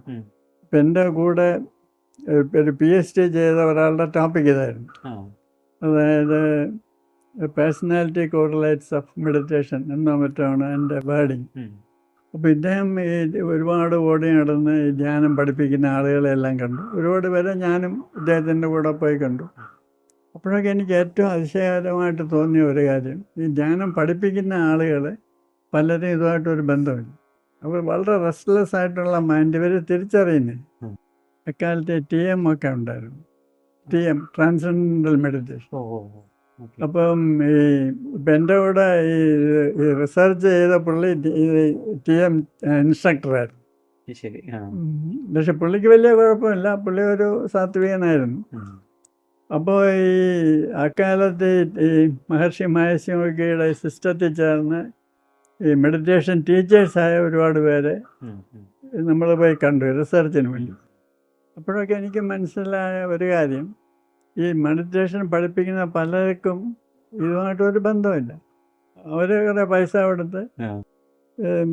TM ഇൻസ്ട്രക്ടറായെന്ന് മാത്രമേ ഉള്ളൂ. ഉപജീവനത്തിന് വേണ്ടി മാത്രം. പക്ഷെ അവരത് തിരിച്ചറിയുന്നില്ല. ആ. അവർക്ക് യഥാർത്ഥത്തിൽ ഇതിനൊരു ആപ്റ്റിറ്റ്യൂഡ് ഇല്ല എന്നുള്ളത് അവർ തിരിച്ചറിയുന്നില്ല. അവർ മനഃപൂർവ്വം ആരെയും പറ്റിക്കല്ല. അവർ കണ്ണുമൊക്കെ പൂട്ടി ഇങ്ങനെ ഇത് പഠിപ്പിക്കും എന്നുള്ളതല്ലാതെ. അപ്പം ഇത് ഇപ്പം ശങ്കരാചാര്യരുടെ കാലത്ത് ഈ ശങ്കരാചാര്യർ ഇതിനെല്ലാം ഒരു സിസ്റ്റം കൊണ്ടുപോകും. ഉം. ദശനാമി എന്നും പറഞ്ഞു. ഇത് ആർക്കും കയറി സന്യാസിയാൻ പാടില്ല. അദ്ദേഹത്തിൻ്റെ ഭജഗോവിന്ദത്തിൽ അദ്ദേഹം പറയുന്നുണ്ട്, ഇങ്ങനെ വയറ്റുപിഴപ്പിന് വേണ്ടി ഉദര നിമിത്തം ബഹിർദ വേഷം. എന്നിട്ട് അദ്ദേഹം ഈ സെലക്ട് ചെയ്ത് ആപ്റ്റിറ്റ്യൂഡിലുള്ളവരെ മാത്രമേ ഈ ദശനാമി സന്യാസത്തിൽ ചേർത്തിരുന്നുള്ളൂ. ഈ ഉദര നിമിത്തത്തിന് വേണ്ടി വേഷം കെട്ടി സന്യാസി വേഷം ഇട്ട് നടക്കുന്നവരെ കൊല്ലാൻ വേണ്ടി ആണ് അദ്ദേഹം നാഗാ സന്യാസിമാരെ ഉണ്ടാക്കിയത്. അത് ദശനാമി 10 ഗ്രൂപ്പ്. അത് കള്ളസന്യാസിമാരെ കൊന്ന് ഗംഗയെ തള്ളാൻ വേണ്ടിയാണ് നാഗാ സന്യാസിമാരുണ്ട്. അവരിപ്പോഴും ഉണ്ട്. ഞാൻ ഹിമാലയത്തിൽ പോയപ്പോൾ നാഗാ സന്യാസിമാരെ കണ്ടിട്ടുണ്ട്. അപ്പോൾ അവരോട് ചോദിച്ചിട്ടുണ്ട്, നിങ്ങളുടെ ജോലി എന്താണെന്ന്. അപ്പോൾ പറഞ്ഞിരിക്കുന്നത്, ആരെങ്കിലും സന്യാസി വേഷത്തിൽ വന്നാൽ അവരെ ചോദ്യം ചെയ്യുക, നിങ്ങൾ ഏത് ഗ്രൂപ്പിൽ പെട്ടതാണ്, അവരുടെ ആചാരം എന്താണ്, അനുഷ്ഠാനം എന്താണ്. ഇതൊന്നും പറഞ്ഞില്ലെങ്കിൽ ഉടനെ കൊന്ന് ഗംഗയിൽ തള്ളും. അത് ഇപ്പോൾ പിന്നെ നിയമമൊക്കെ വന്നതുകൊണ്ട് അവർക്ക് കൊല്ലാൻ പറ്റുന്നില്ല, എന്നാലും വരട്ടും.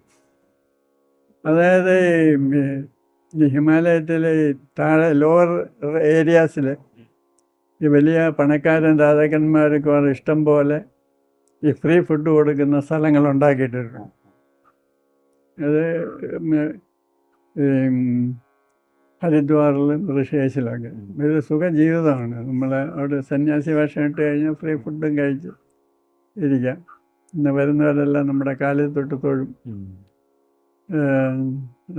അപ്പോൾ അതിനുവേണ്ടി ഒരുപാട് പേര് ഇതുപോലെ വേഷം കെട്ടിയിരിക്കും. അപ്പോൾ അതിന് ഒരു ഓർഡർ ആൻഡ് സിസ്റ്റം കൊണ്ടുവരാൻ വേണ്ടിയാണ് ഈ ദശനാമി സമ്പ്രദായം കൊണ്ടുവന്നത്. ഇന്നിപ്പോൾ അതൊക്കെ പോയി. ഇപ്പോൾ ആർക്കും വേണമെങ്കിലും സന്യാസിയാകാം. ശരിക്കും സ്വയം നിരീക്ഷിച്ച് മനസ്സിനെ അടങ്ങിയവന് മാത്രമേ ഒരു സന്യാസം. പക്ഷെ അത് ആര് വെരിഫൈ ചെയ്യും? ഒരു ഭ്രാന്തനെ ഞാൻ ഭ്രാന്തനാണെന്ന് അറിയാൻ പറ്റും. അതെ. ആളുകാരിക്കും ഞാൻ ദിവ്യനാണ്, എനിക്ക് ദൈവം എൻ്റെ പൊക്കറ്റിൽ കിടക്കുകയാണ് എന്ന് ഒരാൾക്ക് ഒരു തോന്നലുണ്ട്. എൻ്റെ അതൊന്നും ചെയ്യാൻ പറ്റില്ല. ജോർജ് മാത്യു സാറുമായിട്ടുള്ള ഒരു നീണ്ട സത്സംഗമാണ് ഇപ്പം നമുക്ക് കഴിഞ്ഞത്. ഇതിൽ നിന്നും നമുക്ക് മനസ്സിലാക്കാൻ സാധിച്ച ചില പ്രധാനപ്പെട്ട കാര്യങ്ങളുണ്ട്.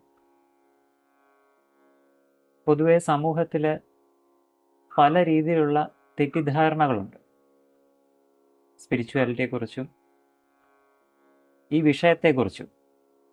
സ്പിരിച്വാലിറ്റി, ആത്മീയത എന്ന് പറയുന്ന വിഷയത്തെക്കുറിച്ചും അല്ലെങ്കിൽ സ്വന്തം ഭൗതികമായിട്ടുള്ള ജീവിതത്തെക്കുറിച്ച് തന്നെ പല തെറ്റിദ്ധാരണകളുണ്ട്. ഈ തെറ്റിദ്ധാരണകളിൽ കുടുങ്ങിക്കിടക്കാനാണ് സാധാരണ നമ്മൾ മനുഷ്യരുടെ മനസ്സ് ആഗ്രഹിക്കും. എന്തെങ്കിലും ഒരു ആശ്രയം വേണം, അല്ലെങ്കിൽ എന്നേക്കാൾ ഉയർന്ന ഒരു ശക്തിയെ ഞാൻ വിശ്വസിക്കണം, എന്നാൽ മാത്രമേ നമ്മളുടെ ഒരു സുഖജീവിതം സംഭവിക്കുകയുള്ളൂ മരണാനന്തര ജീവിതം എന്ന് പറയുന്ന കൺസെപ്റ്റും ഇതിനെല്ലാം ബേസ് ചെയ്ത് ഒരു ബേസിസിലാണ് ഈ സമൂഹം ഇന്ന് ജീവിക്കുന്നത്. അപ്പം സാറുമായിട്ടുള്ള സത്സംഗത്തിൽ നിന്നും ഈ ഒരു തെറ്റിദ്ധാരണയ്ക്ക് അറുതി വരുത്താൻ അല്ലെങ്കിൽ ആ തെറ്റിദ്ധാരണയെ മാറ്റാൻ ഈ ചാനലിലൂടെ സാധിച്ചു എന്ന് നമ്മൾ വിശ്വസിക്കുകയാണ്. അദ്ദേഹത്തിൻ്റെ സാറിൻ്റെ വാക്കുകളെ ആഴത്തിൽ അതിൻ്റെ ഉള്ളിലേക്ക് ഇറങ്ങി മനസ്സിലാക്കാൻ സാധിച്ചാൽ, അതിനെ തിരിച്ചറിയാൻ സാധിച്ചാൽ, ഉള്ളിലേക്ക് അടക്കാൻ സാധിച്ചാൽ ആ തെറ്റിദ്ധാരണ ഉറപ്പായിട്ടും മാറും. സാർ ഒന്നിനെയും എതിർക്കുന്നില്ല, ഒന്നിനെയും വിശ്വസിക്കാനും പറയുന്നില്ല, അവിശ്വസിക്കാനും പറയുന്നില്ല. എല്ലാത്തിനെയും അതിൻ്റേതായിട്ടുള്ള രീതിയിൽ കാണുക. ആ റിയാലിറ്റി എന്താണോ റിയാലിറ്റി, ആ റിയാലിറ്റിയെ അക്സെപ്റ്റ് ചെയ്യാനാണ് പറയുന്നത്. ആ റിയാലിറ്റിയിൽ ജീവിക്കാനാണ് പറയുന്നത്. ഈ നിമിഷത്തിൽ ജീവിക്കാനാണ് പറയുന്നത്. എന്തായാലും നമുക്ക് സാറിനെ പോലുള്ളൊരു മഹാത്മാവിനെ സത്സംഗത്തിൽ ഉൾപ്പെടുത്താൻ സാധിച്ചു എന്ന് പറയുന്നത് നമ്മുടെ മീറ്റ് മീ മെഡിറ്റേഷൻ ചാനലിലും സാധകർക്കും പ്രയോജനകരം തന്നെയാണ്. അദ്ദേഹത്തിൻ്റെ പാദങ്ങളിൽ കോടി പ്രണാമങ്ങൾ അർപ്പിക്കുകയാണ്. സാർ, നമ്മൾ ചാനലിലെ സാധകരോട് അങ്ങേക്ക് എന്ത് സന്ദേശമാണ് നൽകാൻ? ഋഗ്വേദത്തിലൊരു പ്രശസ്തമായ വാചകമുണ്ട്. ആനോ ഭദ്ര കൃതവോ എന്തു വിശ്വത എന്ന് വെച്ചാൽ ഏറ്റവും വിശാലമായി ചിന്തിക്കുക.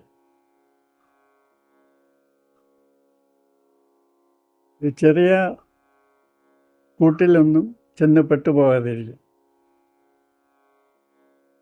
കഴിയുന്നതും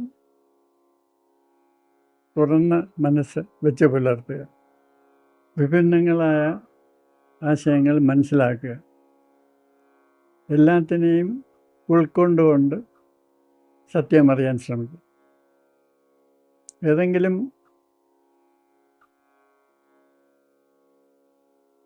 അടഞ്ഞ പാതകളിൽ പെട്ടുപോവുകയാണെങ്കിൽ നിങ്ങളുടെ ജീവിതം പാഴാക്കുമെന്ന് മാത്രമേ ഉള്ളൂ.